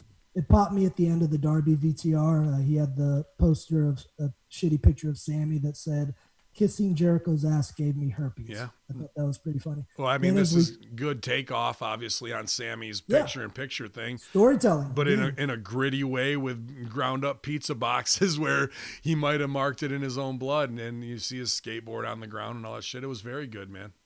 So we come back from that as Sammy's walking down to the ring. The last line we saw from Darby was, "Kissing Jericho's ass gave me herpes." And Excalibur, right as Sammy's walking out, says, "Darby Allin wants a date with Sammy." Obviously, he meant to match, but I thought it was funny with the whole kissing ass herpes thing. So we'll see. Maybe that's a love. You were talking about you need a love angle. Maybe that's going to lead into a very progressive love angle between Darby and Sammy. Could. But hopefully not, because they're both fucking hella wrestlers. So we had the rematch, Sammy Guevara versus Dustin Rhodes. Swagger back out in the polo shirt. Kind of looked like Sammy's stepdaddy a little bit there. But we got some action and some different stuff from Hagar today. Sammy, I love when he works this way. He was getting bounced around like a basketball. That's the perfect way Sammy should work against Dustin. Wasn't getting shit until Hagar grabs the leg. Sammy takes advantage, dive onto Dustin. He's only up when the babyface slips on the banana or they cheat. That's perfect heel work 101. Mm-hmm. During the break, we had Sammy putting a little bit of heat on Dustin. He did the Jenna Van Muscle squat into the Samoan drop spot. Dustin with the big flapjack for the comeback. Sammy taking a great bump as he did the entire match. They go up top. Dustin does this big-ass backdrop, setting up to the eventual destroyer. I'll take a pause right here. I wrote in my notes in all caps, I want to see Dustin in a high-profile feud. I've been talking about this for weeks. But they kind of appeased that to an extent by the end of the segment. Anyway, Hagar distracts Dustin. He ends up hitting a destroyer into his finishing maneuver. I can't remember what he calls it in AEW. No, but you know. It's the same one he used in WWE. I can't remember the name. Dustin gets his win back. Looks very good. Nice little match. Sammy looks great, like an athletic but chicken shit heel. Dustin then challenges Hagar to a match at Revolution. He calls him Jericho's bitch. Invites him in the ring to accept the challenge. Hagar teases that he's going to come in, decides against it, leaves with his heat, and now we have Dustin versus Hagar set up for the pay-per-view. Yeah, this is the match I want, actually. I mean, we're both big Jake Hager fans, and Dustin's been in my top 5 forever just from character work alone, not just legacy. As a huge fan of everything he's ever done. Well, not really. WCW Cowboy shit. I'm not really down with that shit. I liked it. I just didn't like the 7 stuff or whatever it was. That was just me not liking Southern stuff, being a New York guy. But once the Gold Dust character and all that shit was so high level and could evolve, this is going to be an old-fashioned nut-kicking contest. Gold Dust, he's got all the tricks in there. Dustin's got half of what it is, so he can pull from that at any time from his legacy. Hager with kicking the dude in the balls in Bellator, they're obviously playing off that as they did it at the end on Mox again, and he tries to get down and stunt on him. But this is the match I think I'm probably looking forward to more than anything if this feud gets set up. I think they can bring out the best in each other and do some dirty-ass heel shit back and forth, and Dustin will get the big pop for it, and they can get heat on Dustin and get away a couple times before it has to be paid off. I think they could probably do 2 or 3 interactions where there's something cool that happens where you think they're going to get him, or where Dustin's going to go get over and they fucking do something dastardly to him. So this is another example of AEW telling good stories and more often than not giving the viewers what they want. I talked weeks ago how I'd like to see Dustin in this main event babyface role, almost like the Terry Funk and ECW role. Mm-hmm. And literally during the middle of the match, I said, man, I want to see Dustin in an angle. Within 5 minutes, there you go. There I it got is. Dustin in an angle. So good work from them on that. Next, it is Britt and Tony time. Now, this is night and day from their very first interaction on the boat. Britt comes out, does a heel promo, gets a ton of heat. She still needs some work on the mic and in other areas, but I will put her over and say Britt is embracing this heel character 100%. I didn't know this was the Britt Baker I needed until they presented it to me. A few weeks ago, I couldn't tell you how to correct the Britt Baker experience, the experiment, other than giving her experience, more training, more versatility. But it was a wise call to put her in this heel role. I thought she did a good job of getting heat with that promo. She had a great line with Tony about Starbucks, and then try to turn it back around and say, just give it up for Tony. He's doing a great job. Got tons of boos, called them what a burger faces or some shit like that. That's where the heat came, right? So that was easy Yeah. enough. Sure, you're going to go with what you want to do, but this feels like DCW, OVW, FCW, beginner promos to me still. Sure, she's a doctor and she knows teeth, but like to talk about decay and this and that, why I did that and that tooth was coming out anyway. No, that was the heat. You don't have to justify it. We saw it. You did show, don't tell very well. It's about, being the best dentist and doctor and making sure that you remove, something that's rotten to the core. You have to get rid of it and take it out. Like that's the promo of the metaphor. And then have your cheap heat lines in there. That Whataburger line surprised them all. They weren't ready for that. So, I think this promo was still first, second grade at best. And I'm glad they are saving her to some degree. And I hope she does keep improving. I liked the show Don't Tell a lot better than last week. I feel like with the Shivani stuff, they're jumping the shark. There's no way to what's Shivani gonna do to pay off that heat on her? He's just gonna sit there and take it and look like an asshole. Yeah, we'll see. And as for the promo, don't get me wrong. I don't grade this on the scale of all-time best promos. It was a fair promo at best. However, what I will stand by is her intent. You could tell she's trying to embrace it. She's trying to be genuine.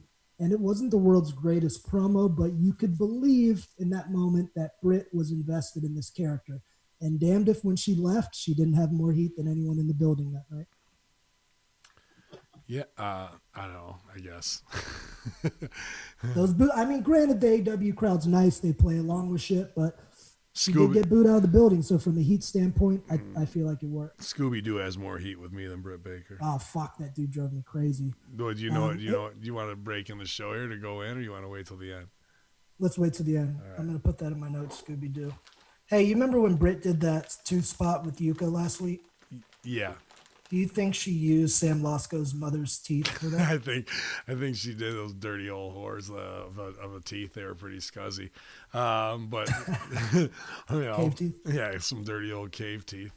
In the main event, we get the eye versus eye match. We were talking about Dustin versus Hagar and the implications of it. Yeah. Do you think at Revolution we'll get the ball for a ball match? Ball for ball? Oof. Right? What booking, huh? Yeah, Jesus Christ. That's serious stakes right there.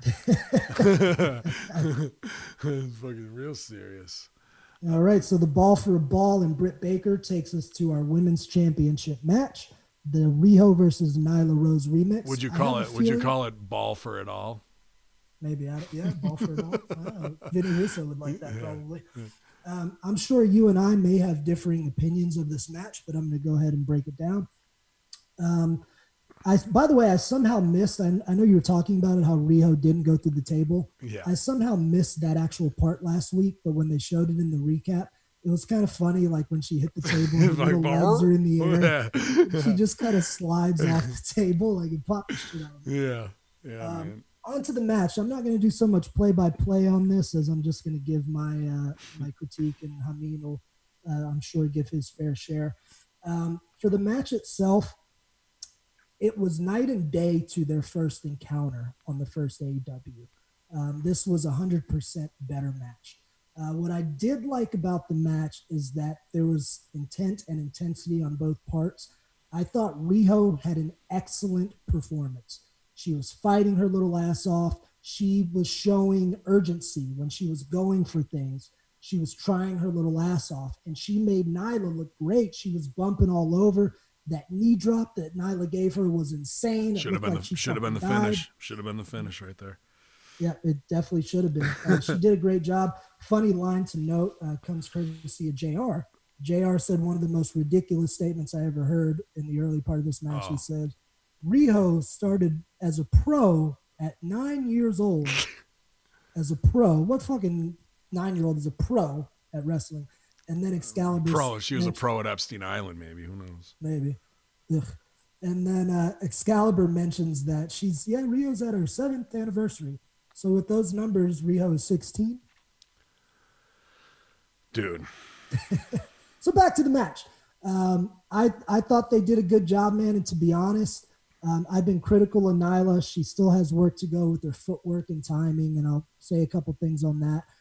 But I thought they had a captivating match, and they both worked their asses off. My critiques on that, Riho being being a lot too strong. She would go from a dead cell right into something. I don't think Nyla should be letting somebody Riho's size dragon suplex her, and the spot where Riho pulled her up by the arm into a Northern Lights. It's just too much. Keep Riho doing Riho shit. She don't need to be slamming Nyla around. We had Nyla breaking out the table for don't need to be, shouldn't be. Right, shouldn't the get your Kenny Omega fucking knot of the cap shit in that he booked into there.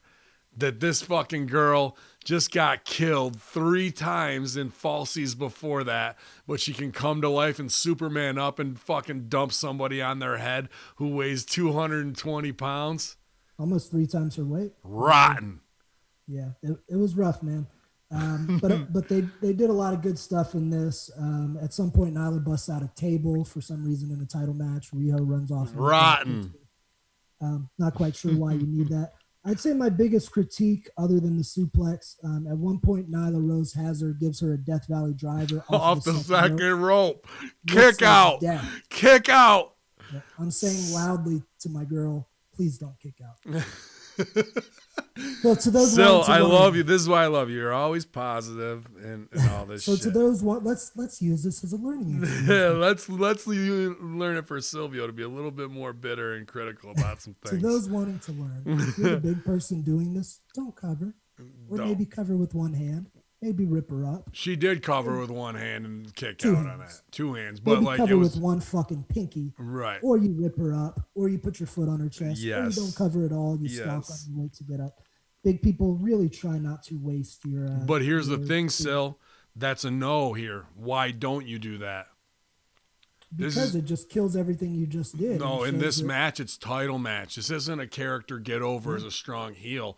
The fucking stakes are on the line. There's no way you do a fucking look up cocky press So in pin. that case, Nyla could just sell the impact of it herself. Could sell the impact of it, crawl over, drape an arm, kick out, maybe.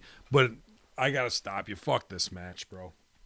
And she won after hitting some dumbass tiger drive or whatever her thing is. It was a rough spear into a the worst fucking offense she hit was the spear, and that's into the go home. So they really leave you rough every week too. She got to work on that. They leave you on a 70% note. Should have killed her and eaten her up. All this shit with Riho staying alive at 90 pounds versus a 220-pound man is bullshit. That big knee absolutely murdered her. No way are you keeping alive and kicking out on that. Let me up it again and make it even more phony to get my shit in. Second rope Death Valley driver, press pin kick out. 200 dude. You put any 220-pound dude frame on a fucking 90-pound girl, she ain't moving. This is where you're making wrestling phony. She needs to pull her up. This is where they look green. Nyla, I love characters. That's all my fucking thing, right? And getting heat. You should be worried about winning this title, not pulling tables out, not looking at the camera and doing this. That further shows me you don't understand where the spot is and what you're doing. Then to And do it was just for her to get drop kicked. Yeah. It didn't even come back into play later. Didn't come back in and do nothing. If she set it up, later got kicked off the apron, fell through it, near fall, something. I cut a big promo on Friday Locker Room just 2 hours ago, and I'm already not regretting it. I don't have that or tweet, apologize, dive, repeat. But the train is leaving the station on the SJW transgender push. And this is not viewed as a victory by it, in my gut feeling of like, she did it. This is, you're going to eat this another spoonful of what we want you to because we say so. And this is where we're going to go. I think this fucking train has left the station with Kardashian, what's his name? Bruce Jenner and all that shit. And that's what her stuff is based off of. And I think coming up in this 2020 thing, if you're not a post-op transgender, you're going to get called a man and you're going to get called a woman, depending on what you're. There's not 80 pronouns and sexual whatevers. Here we are having to be told and to be believable by this AEW who will swallow anything crowd that a woman beat another woman here. I'm telling you my honest opinion, I was having trouble in my gut swallowing it. And I said, here's my test.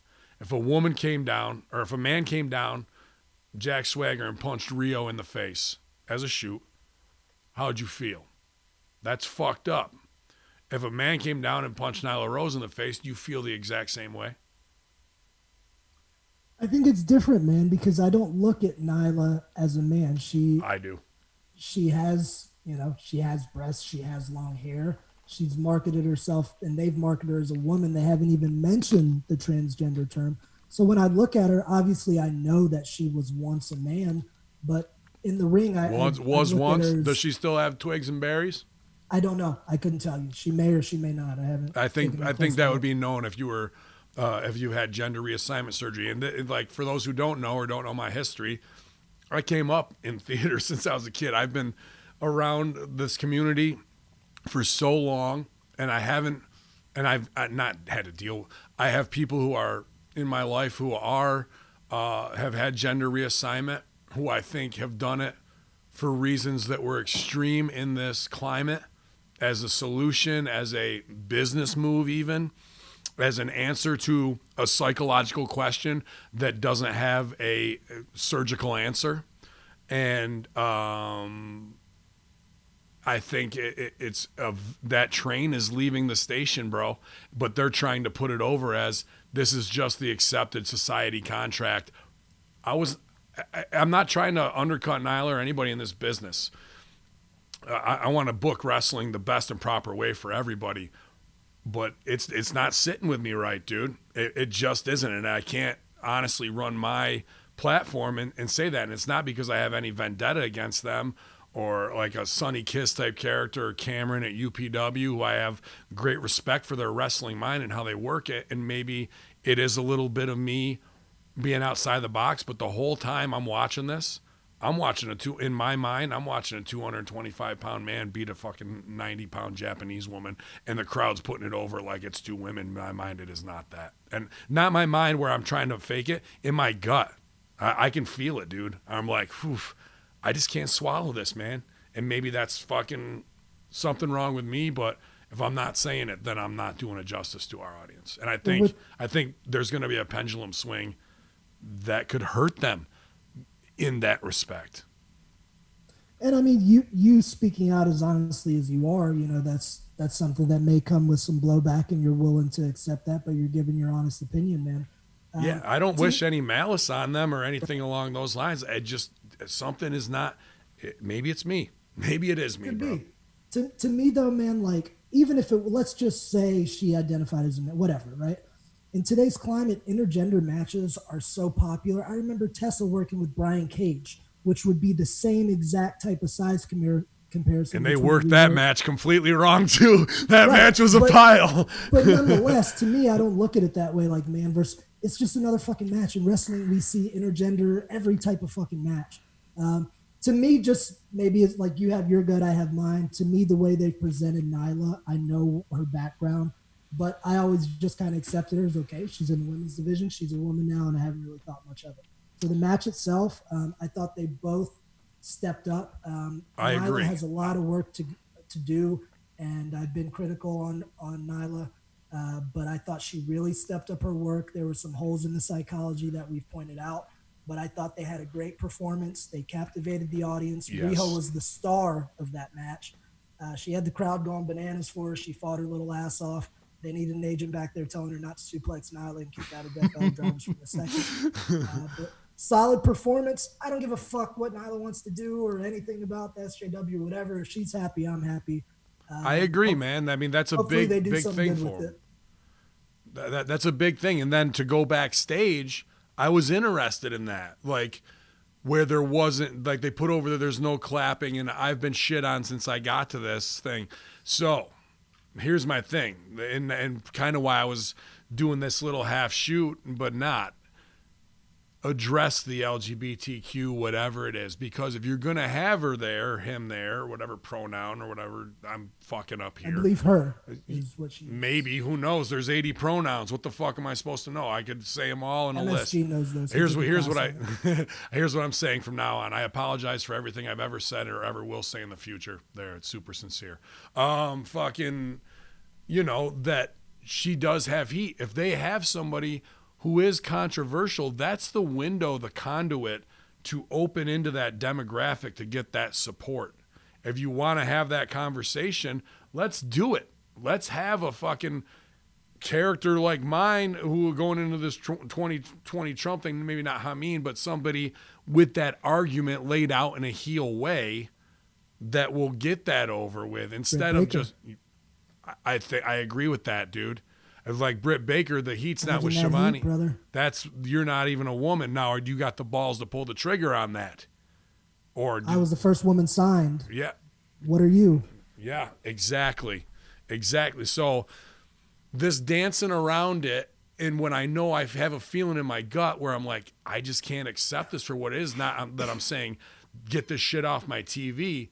I just feel that it's wrong in the way it's booked to get the best story across. Does that make sense? Or am I coming off as a complete like ass face to fucking people who don't know that, you know, I was not a lot of people, you know, straight guys in the cast of for Summer Stage. I just want to let you guys know that. Yeah. Me and about two others.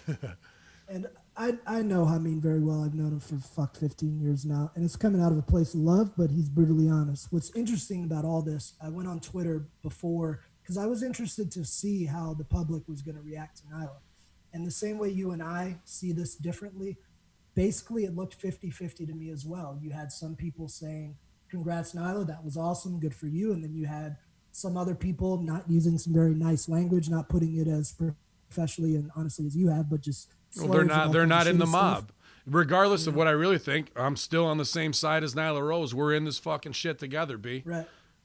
But it's pretty much right now 50-50 on people that said the main thing is you had half the people saying, why is she competing in the women's division? I don't buy that. And the other half was saying, hell yeah, good for you, Nyla. So I think that's a great idea that you had. And I would like to see them tell that story. They might as well address it. If she's going to.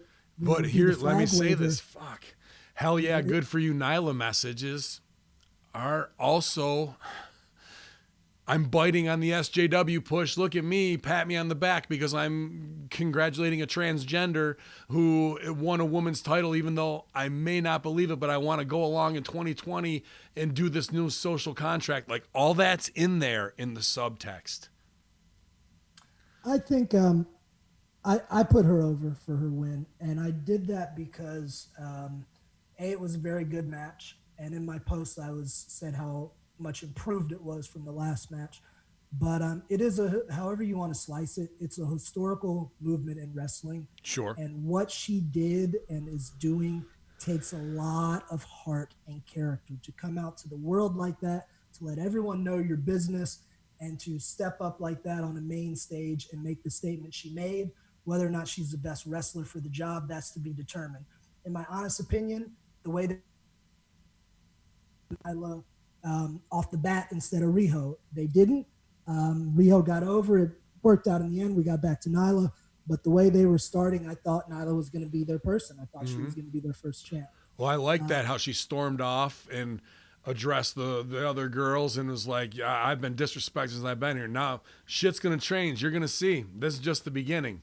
Dude, if you want to, I don't want to say freak show, but if you want to play into the LGBTQ shit, I would show some friends who are other, like RuPaul style divas and shit that are cross-dressers. Show a lifestyle where these people are living their best life and don't give a fuck what Ben Hamin thinks, who are spending 7 hours on makeup to look whatever, like Dolly Parton and shit. Like, if some people feel uncomfortable, guess what? Lean into that motherfucker. Like, you got me for some reason, and then we'll be talking even more about it. So they did work their ass off.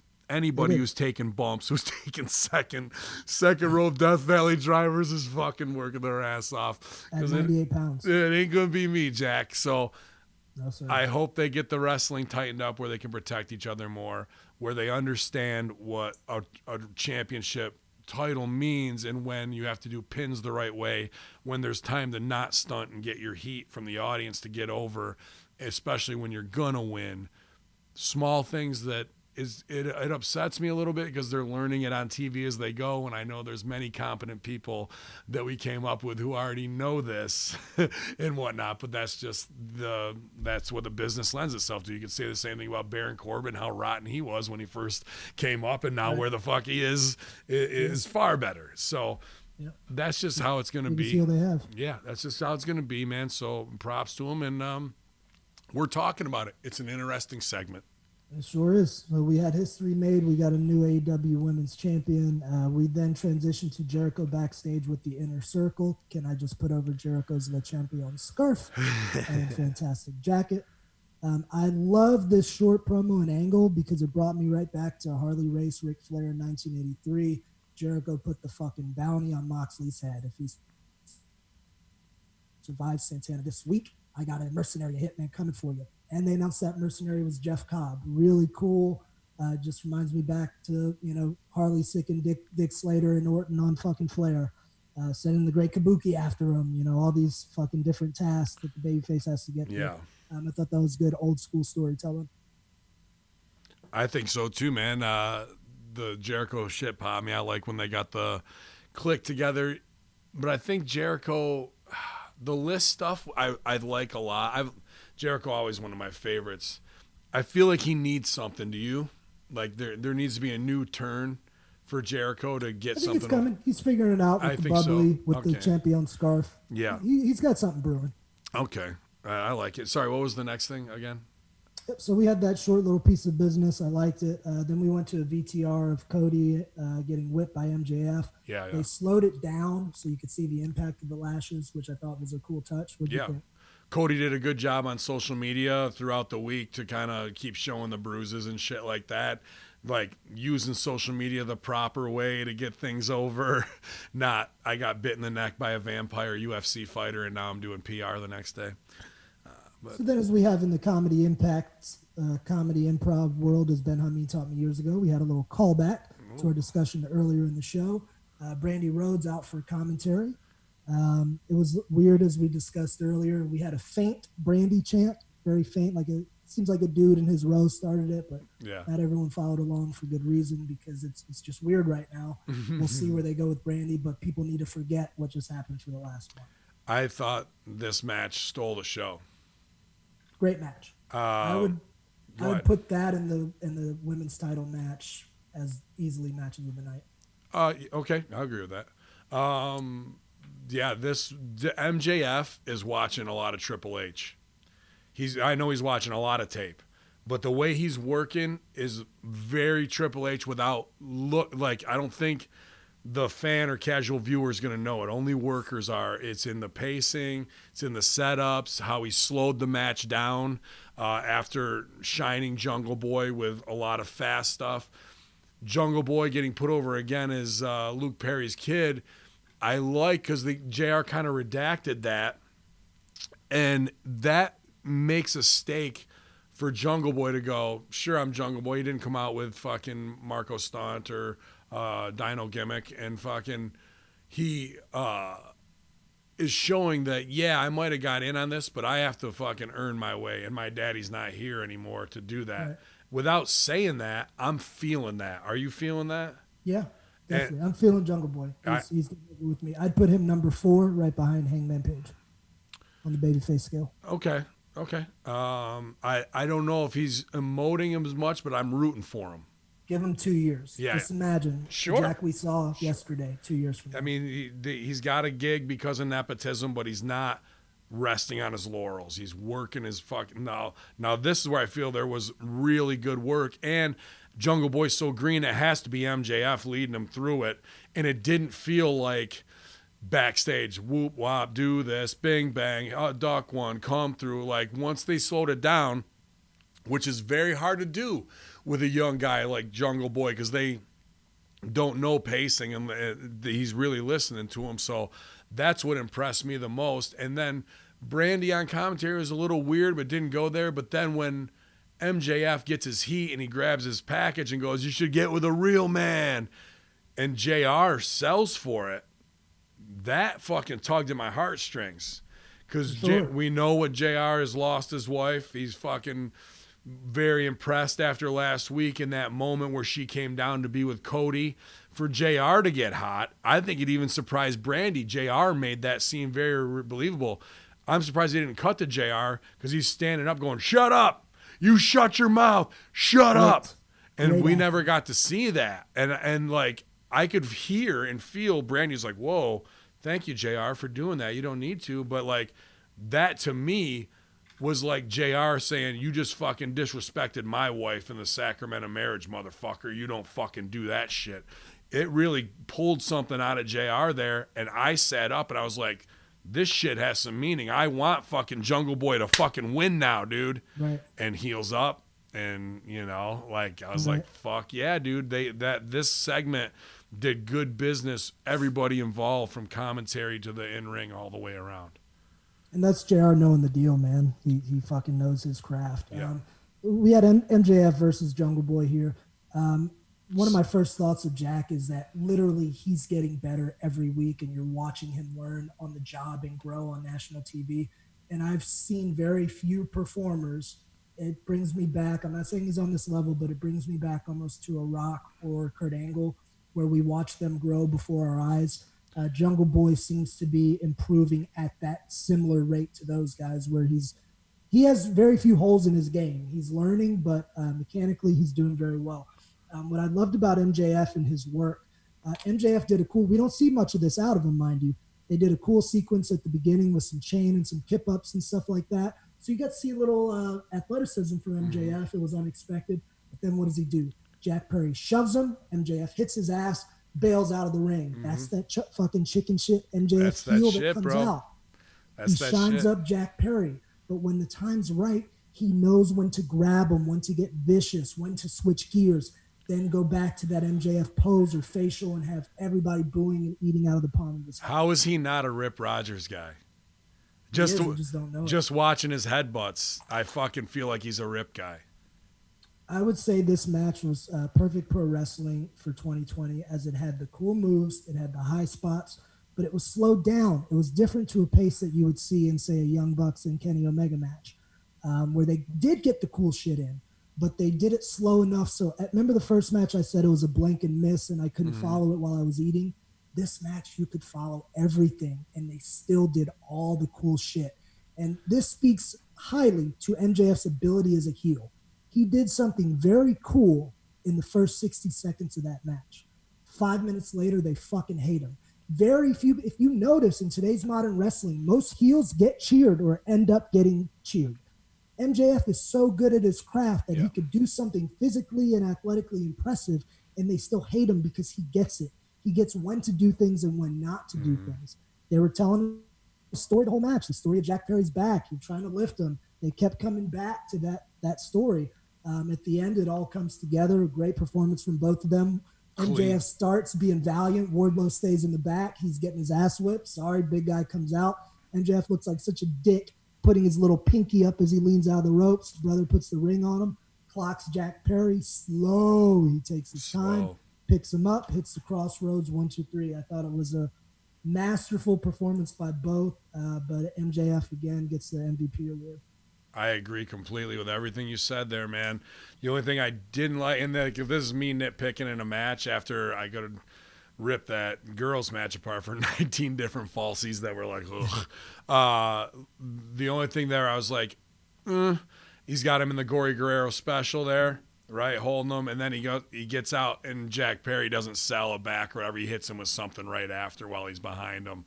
That's where he's already down and whatnot, and that could have been he flips him out and MJF with the back kick to the balls to fucking drop him to stun around right there. I don't like when schoolboy and stuff. Yeah, he went schoolboy. I don't like when people come out of a hold where they're hurting and they get offense right away, even if it's a counter. Like, like that's just a couple things. MJF hitting the gym like a monster. You can fucking see the improvement, and it's not some Triple H. Great, didn't he? Not some Triple H diet shit. It's real fucking reps, man. He's really outworking almost everyone, I think, in this business right now. In every way. Yep. And her on commentary is Miss Elizabeth. A strange choice, but working. I just think that if we're gonna stop the one thing, too much Brandi is gonna hurt this angle. It's when we need her. She was good in the whipping stuff. Let's take her off here. Like, not that she didn't add to the scene. I just don't think it was necessary, and I would argue that she didn't add to the scene. It was just a little overkill. Other than the ball grab. Without her there, that JR spot wouldn't have been there, and I fucking wouldn't have had that reaction. So there was some parts where I was like, okay, la-di-da, but that added to it for me, man. Yeah. And guys, I apologize out there listening. I'm getting over a cold that I finally caught up with me after going to Europe. I know I'm a little coughy and sniffly, so bear with the brother. Match ended, and then Wardlow comes in, gives Jungle Boy the F5 of Doom, spins him like that fucking Mex. What was the one that Super Mex used to use? The border toss. Oh, yeah, the border toss gimmick. Yeah, kind of like an inverted F5 border toss kind of thing. Glad I never had to take that shit, bro. Fuck that. Here's the only thing that I will nitpick about this match. The babyfaces come out to save. That's Marco Stunt and Luchasaurus. Luchasaurus runs in the ring, and Wardlow is not retreating. Wardlow is in the ring. As the babyface, I think Luchasaurus should have went straight for his ass, hit him, bumped him out of the ring, and if he didn't want to get touched, Wardlow needed to bail out of there. I thought it made Lucha look a little dumb. Yes, he wants to check on his friend, but that's a spot for Marco Stunt. Marco Stunt would have been the one to check on his friend. Luchasaurus should have came and ran the motherfucker. They should have tanned him offense, in my opinion. He fucking hits the ring. They're both there. Luchasaurus goes at him, ducks one. So Lucha's behind him. Marco Stunt hits him with the fucking drop kick, staggers him, back body drop over the fucking top rope. Wardlow can hit the ground and be like, motherfucker, because he hasn't taken anything except a drop kick from the little guy, but Baby's got the high ground. Hacha, and then Marco's checking on him while fucking Lucha's, T-Rex arms on him or whatever. Yeah, there's 100 spots he could have done with it, but I thought it was a bad look for him to run down the ring and then kneel on the opposite side of the ring while brother that just hit your friend illegally is in the ring. So that's just a small area they need to tighten up in the production. Plus, he's bigger. He's bigger than Wardlow. Yeah. So that's exciting. Like, people would want to see those two square off. Bro. To plant a seed. So we had that match. Following that, we had the Pac promo that was putting over Omega in the Iron Man match in 2 weeks. One thing AEW I feel is doing really well is they're doing a good job of building anticipation for these matches and letting the viewers know what they're going to see. So going into the programs, you know exactly what you're going to watch. It's not like how on some, I don't want to be like overly WWE negative. They have some of the best fucking wrestlers in the world, and they're WWE. They fucking revolutionize the business. But they're notorious for doing shit like announcing half the pay-per-view matches on the night of or the night before. Just for their TV, AEW tells you what's going to happen on TV, and their pay-per-view matches are lined up weeks in advance. So they're doing a really good job of telling the viewers what it is they're going to see and making them excited about it. I agree, man. They're billboarding very well, and all this pre-tape stuff is excellent. It's as good, if not better, than Impact's, and WWE can't even come close to stacking up. So. Yep, damn good. So we go to our main event, an eye for an eye match, and I'm interested to hear your opinions on this, JR, without the eye patch. So I thought this was a pretty funny touch. I'm sorry. Before we go, I was going to leave my mind, and this is just one last dig, JR gimmick. He called Nyla King of the Mountain after she won the fun. Oh, he didn't mean to. Hey, that I think as far as my argument goes, that could play into a creative situation where why can't she come out and use that? There are no mistakes. Let's go with that. Let her fucking intimidate JR. Let's play along. Why can't she be King of the Mountain? Becky Lynch is the man. What the fuck's the difference, right? I guess, but because Becky Lynch is has a vagina, that's a little different, I guess. I don't think so. Well, yes, of course. But it's a fucking thing. Why is everybody pissed that he called her a king, but Becky's the man? I guess, man. I guess. But it's there. I mean, it plays into what we laid out, why she would have a real heat and a real beef to say something. Yeah. For feeling disrespected. So a little nice, funny little touch I thought that popped me. Moxley appears to walk through like the front door of the arena on his way to the ring. Like he came in from outside through the atrium. That was cool. Yep. Came out to the ring, totally disses this guy as he's entering the ringside area, who's got his hand out like, high five me, brother. Moxley just does his pose. Okay, another learning lesson here. Here's a learning opportunity. Jon Moxley is not the babyface that slaps hands. So wrestlers out there, just because you're a babyface does not mean you have to break character and tag hands. Jon Moxley's still a face, but he ain't out there kissing babies and slapping hands. That's what his character would do. So I thought that was a fun touch. That guy seemed disappointed, though. I never have to deal with that. No, you fucking heel all the way. You couldn't be a babyface if you tried. Unless you were doing the leotards. But I digress. I did pop them when I beat Tracy Smothers in a dance-off, which I probably shouldn't have done. I'd like to see that. So we have Moxley going to the ring. We have Jericho and I believe Hagar and Sammy go up to the skybox kind of thing they're watching from high atop the arena. Jericho, being Jericho, the fucking goat, he had a short glass of water, like water in a rocks glass. Mm-hmm. And I put in my notes, Jericho drinks water in an entertaining fashion. He's so fucking good that he makes a spot out of drinking a glass of water. Fucking take notes and watch Jericho. So does Vince McMahon, though, in, what is it, Wrestling with the Shadows? Beyond the Mat, though. Making movies. Yep. Just like that. Yeah, movies. That was on the sexy side. So let's break down this match, shall we? So we had some good stuff here. It started with the brawl, a lot of intensity. They started going through the crowd. We got a lot of cool stuff in the match. My biggest critique of the match, and really who am I to tell fucking Jon Moxley what to do? He knows his shit. He's a pro. The only thing I didn't like about this match is, can you tell me what the gimmick of the match was? It's two guys with one eye, pretty much. What was it billed as? Do you remember? Eye for an eye. Eye for an eye match. So at no point in the eye for an eye match until the finish did they work the gimmick of the match. It was like a ladder match where they didn't bust out the ladder until the finish. And they kind of had a straight up wrestling match. So that told me one of two things. And this, I believe, falls on Santana. That either told me that Santana's kind of wasn't feeling the eye story and just said, fuck it, I'm going to do what I want to do. Or because his matches are more physical and they're not necessarily storytelling based yet, that maybe he hasn't quite yet learned how to string a story through the entire match as opposed to just using physicality. Because essentially they had, similar to what we talked about Janela and Sabian last week, they pretty much had a straight up wrestling match with a little brawl. They had some ducks and grabs, some twists and counters. And only until the very end, Moxley kind of staggered around, then he pokes him in the eye and hits his DDT. They didn't really work the gimmick. So how good is Moxley? And you say, who am I to tell Moxley anything?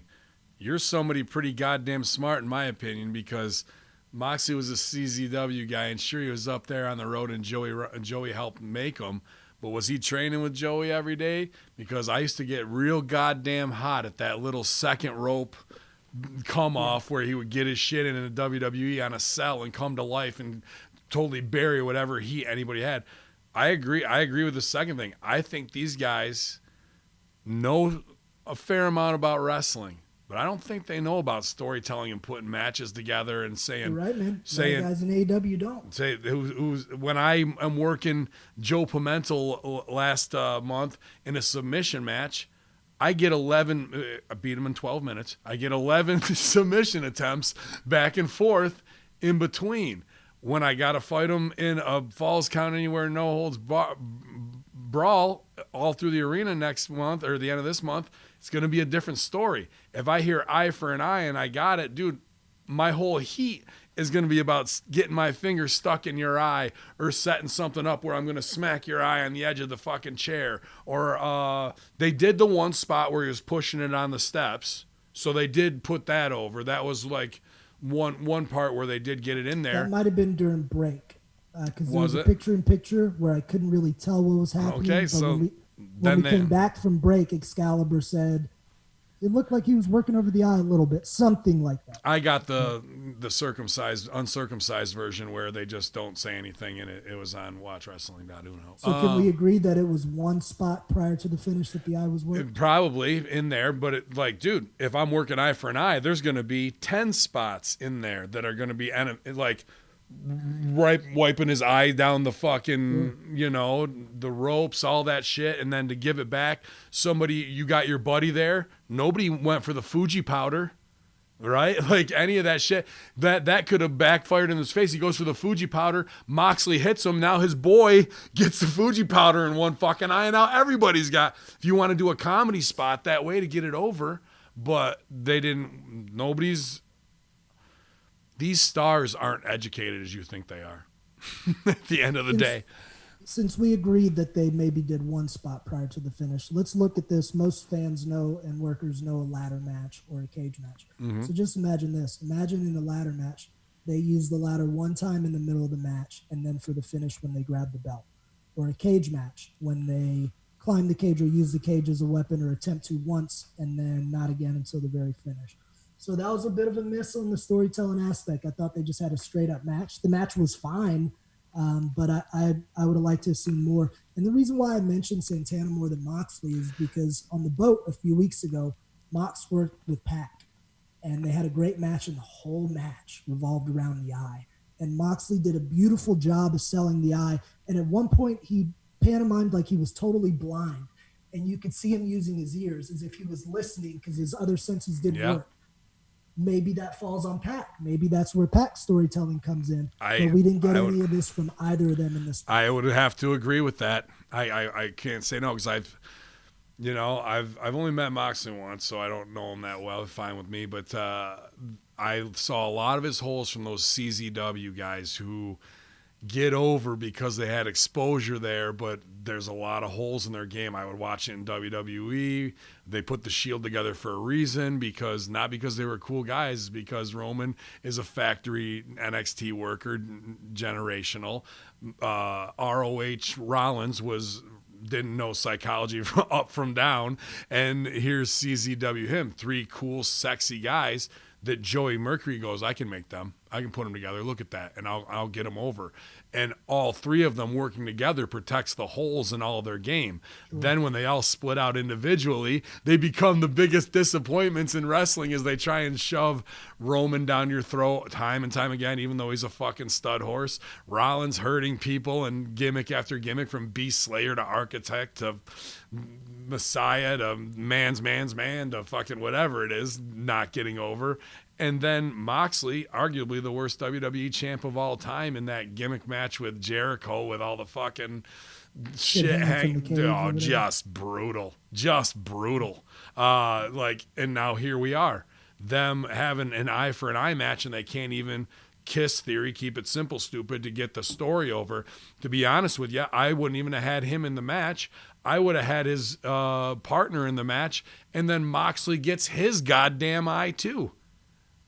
Who is this doctor that is allowing one-eyed wrestlers to be on the fucking roster fighting each other? That's another rib thing to me, man. So, and if somebody tries to take my eye out with a fucking car key, you're goddamn sure that I'm not going to go, I'm going to fucking kill you. Now let's have a match where I pin your shoulders to the ground. This is the same thing as Lashley and Lana. You and Rusev. You fuck my wife? Let's have a wrestling match. On the clothesline, you. What the fuck? So this is everybody who is over from other companies as stars playing wrestler. Not really being a wrestler, playing wrestler.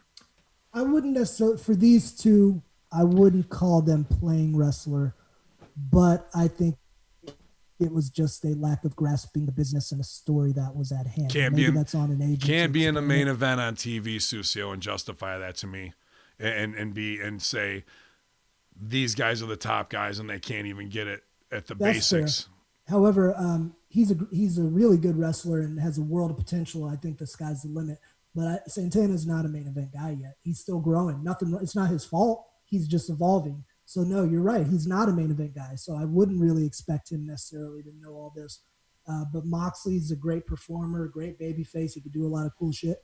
Moxley should have these details down, whether he chose to ignore them to have the match he wanted. As you know, sometimes the boys do. Sure. They have the match they want to have as opposed to the match they should have. I've done it myself.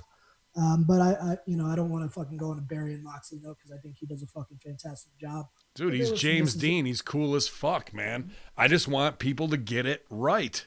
Like, if you keep giving me 60, you take home a 60 to your mom and dad on your math test, they're not going to go, you did a great job. You got 60% right. They're going to go, what the fuck is wrong with you? We don't accept anything below an 85 or a 90 in this house. And if you're consistently turning in 60s going, I'm the best in the fucking world. You're not even the best in the room.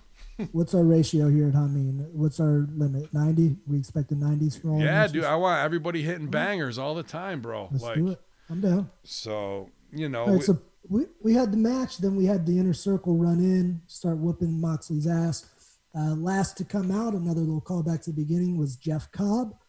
Jeff Cobb came out looking great. He had darker gear on. He looked in good shape. He had longer hair, which I think suits him very, very well. Kind of Rhino-esque. I was going to say, that's my Rhino shit, man. He's Rhino 2020, which I'm down with, bro. He did his fucking cool twisting body slam, power slam thing. Looked fucking great. Yeah. Ladies and gentlemen, kids, one move. He did one move. He sold. That was all he needed. That told us everything we needed to know about Jeff Cobb for now. That was it. You couldn't have highlighted him any better to have a go home, a cliffhanger of can't wait to see what they're going to say about Jeff Cobb next week. He got over huge. I was a little bit like, when they tried to do this SmackDown finish where when they had Corbin, and he kind of botched that too, where they had him chained up, where they dumped the dog food on him, and Usos and Reigns were like selfie stunting with him, you know what I mean, to get the stage picture. To see Jack Swagger like slide in and do the sexy boy, and they were about to do the picture, and Jericho walks off like they didn't have the stage picture set up. Nobody like hit their pose. It just seemed like kind of like waka waka at the end of, we should have got this and we didn't. And Hager's sitting there with a big shit-eating grin and smile. I was just laughing like, we tried. If I could see us in production, go, well, we tried to get the shot, guys. We almost had her. That was an interesting call from Swagger, and I could tell he was just having fun Me and too. trying to pop the boys in there. Because when the fuck are you going to see? He hasn't done anything like that the whole time he's been there. Did you see him? Big brooding badass. Did you see himself for Ryan Satin and Vince? No, but I've seen himself for every wrestler on the AEW roster. No, or Triple H. Triple H puts out a tweet, or Ryan Satin retweets this Triple H call saying, who do you think should be traded to SmackDown for NXT? Like they're doing real trades and shit inside. And Swagger just replied, goes, it looks like you're drinking all the Kool-Aid too. Like just trying to put over these fake things instead of where we really need to go in reality of, why is Bobby Roode and Samoa Joe and these guys really suspended? Why about the Usos DWI? We want the reality that we get in every other sport, but we're getting this bullshit. I got to put it over for Swagger. Just if somebody's is going to be the one to go bang, bang, fuck you, who's got legit tough guy credibility, who's got all the WWE dirt and knows where the bodies are buried and has probably had a ton of shit shot down. If there's anybody who can come out with guns blazing in an AEW segment to do shooting with Swagger, that's he's the one I would pick, bro. Especially if he wants to do that and bang on Triple H and Satin and them. I say let's clap back, dude. You remember that X-Pac promo in '98 when they introduced him back? I think it was '98 from DX, something like that with Swagger. I think it. I agree with that. I agree with that fully, man. No, I hope didn't put you two offering in too bad of a condition with any of my talk today. I doubled down on it from the locker room. I just got it in my head, man. I just don't know where I'm at. Some controversial things and trying to make the right choices, but I'm also trying to say what's honest without. I see these headlines where they're just ass kissing them based on it because they want free tickets or something. But Sure. we wouldn't be doing our diehard Hamin media listeners our true service if I wasn't talking openly on how I feel about this shit in the business and the trends that I see coming or things that I may be missing, man. But in the final go home shoot, bang bang, this motherfucker in the Scooby-Doo outfit at ringside ruined the entire show. I said, if this kid's on the spectrum and he's in his 30s and maybe this is what keeps him from freaking out and AEW is the only thing, sure, I'll give him a pass that way. But if this is another fucking bearded loser 34-year-old who bought this shit for Halloween and all his buddies put it over and now he thinks it's his gimmick in life, and if he was there with the whole Scooby squad at ringside, maybe this guy pulled focus from every serious scene you wanted to do. He makes your whole audience look like a bunch of goddamn losers. And then at the end, they sell for it. And Scooby-Doo and a guy who dresses like Jesus are in the ring. They do a super kick spot. Those two pin him, and the crowd goes fucking nuts. What? Where did you see this? I'll send it to you right now in Messenger. It's been sent to me because I put that over. I go, that didn't. Somebody goes, he got in the ring afterwards and pinned a guy with Jesus. I go, that didn't happen. You go, oh, it absolutely did fucking happen. He must have been friends with one of the boys or something. Why else would they allow such a thing? Maybe, but here's the thing. Why would you allow such a thing?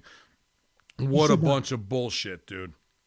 Well, while you look this up, I just sent it to the chat. WWE would have pulled that guy from the shot and sat him somewhere else. Absolutely.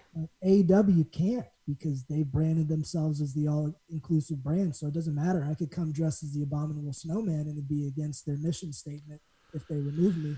Everybody all inclusive, right? So here's them. This guy is center, just ruining. That's fucking. And then afterwards, I just sent it to you in the Light the Fuse chat with MSG. They bring him in the ring because this guy's dressed as Jesus and comes there, and then here's all the marks selling for it. And I just think of 2CW and Josh. We did a thing with Scooby-Doo where we brought him out dressed as Triple H in a big Scooby-Doo costume, not the one that you'd buy at the Halloween store or whatever, not this young man. As an FU to the game, and who was underneath when they took it off was going to go and fight for the championship, Jason Axe. And that was like the indie FU to it, not some cute shit where we would never let our fans in the ring to do that because they want to get their own little gimmick over, and it's a funny spot show thing. Even on the indies, now you're doing it at your TV show. This is on the same step of letting Khan give fucking Spears a stunner and everyone jumping up. Whoa! The ref's selling for it. You've now let the marks in the fucking ring and further are showing that wrestling of what you're trying to do with wins and losses and all this shit matters. So disgusting to me, bro. And not even the fact of that, just that this man came to a fucking wrestling show to sit center to try and get himself over, thinking it was where he's even got a sign with Scooby-Doo on it and some, I don't know if it was MJF or whatever, best for business. What a fucking loser, dude. I don't care if he's somebody's boy there or not, if it costs me a gig. To play devil's advocate here, as I usually do when we discuss the show. First off, I do not agree with this, nor would I ever book this on my show.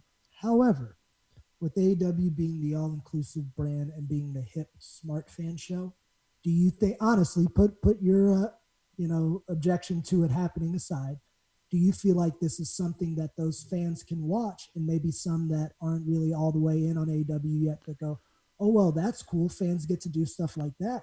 Maybe I should start coming to the shows.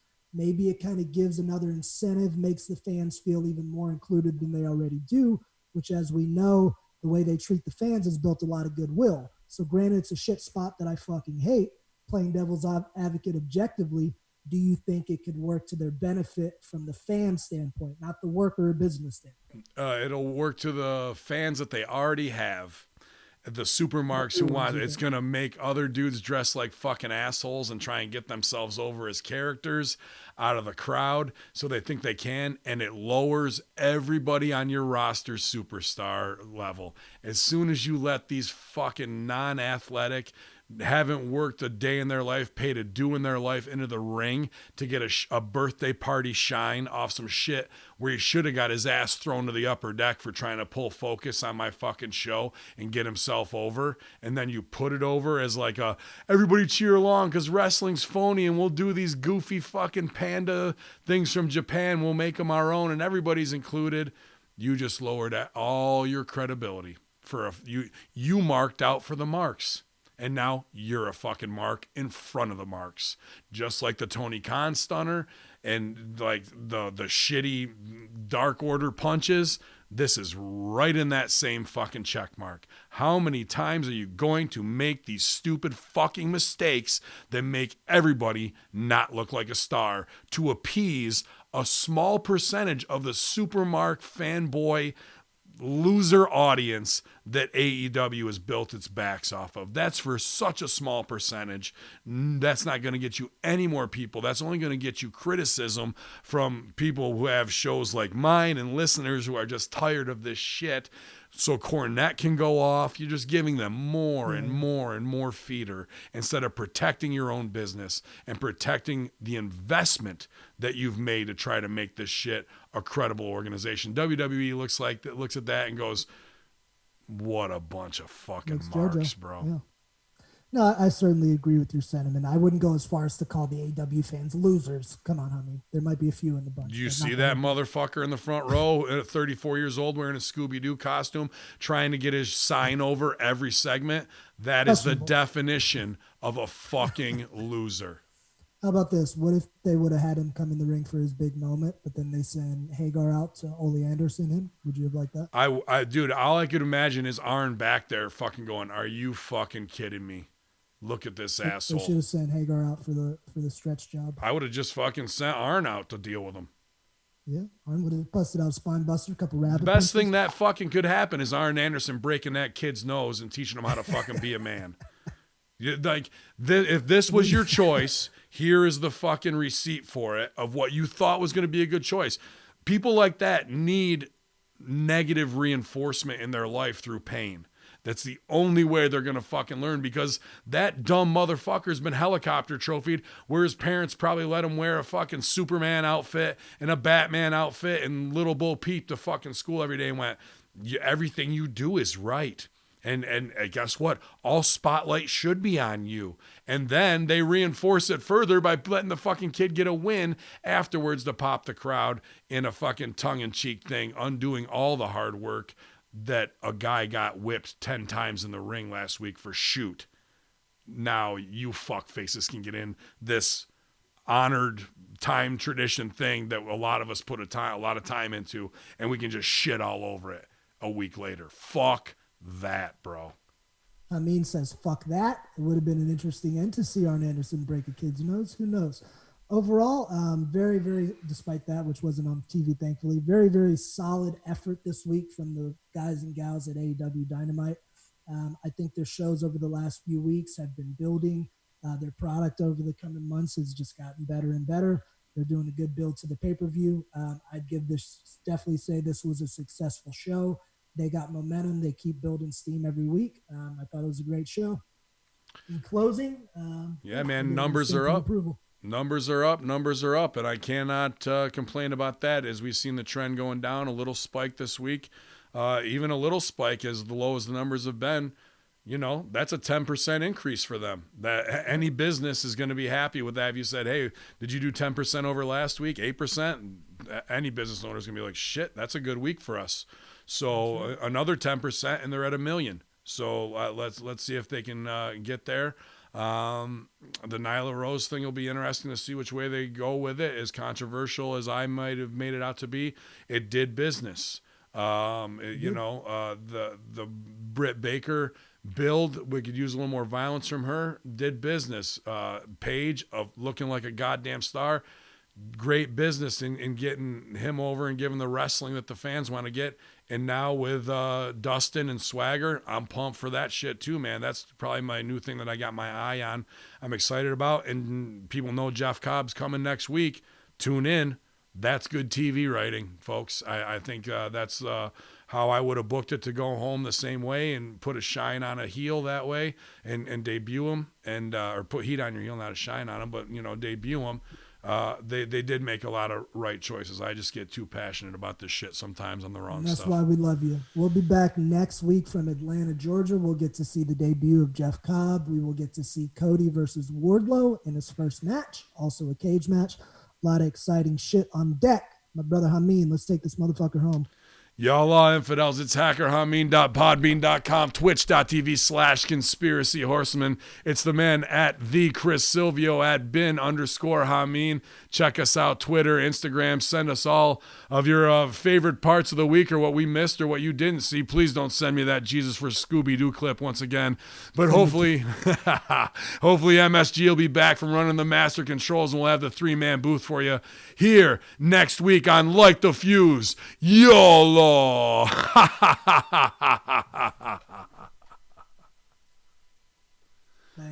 Yeah. All right, buddy. Awesome work.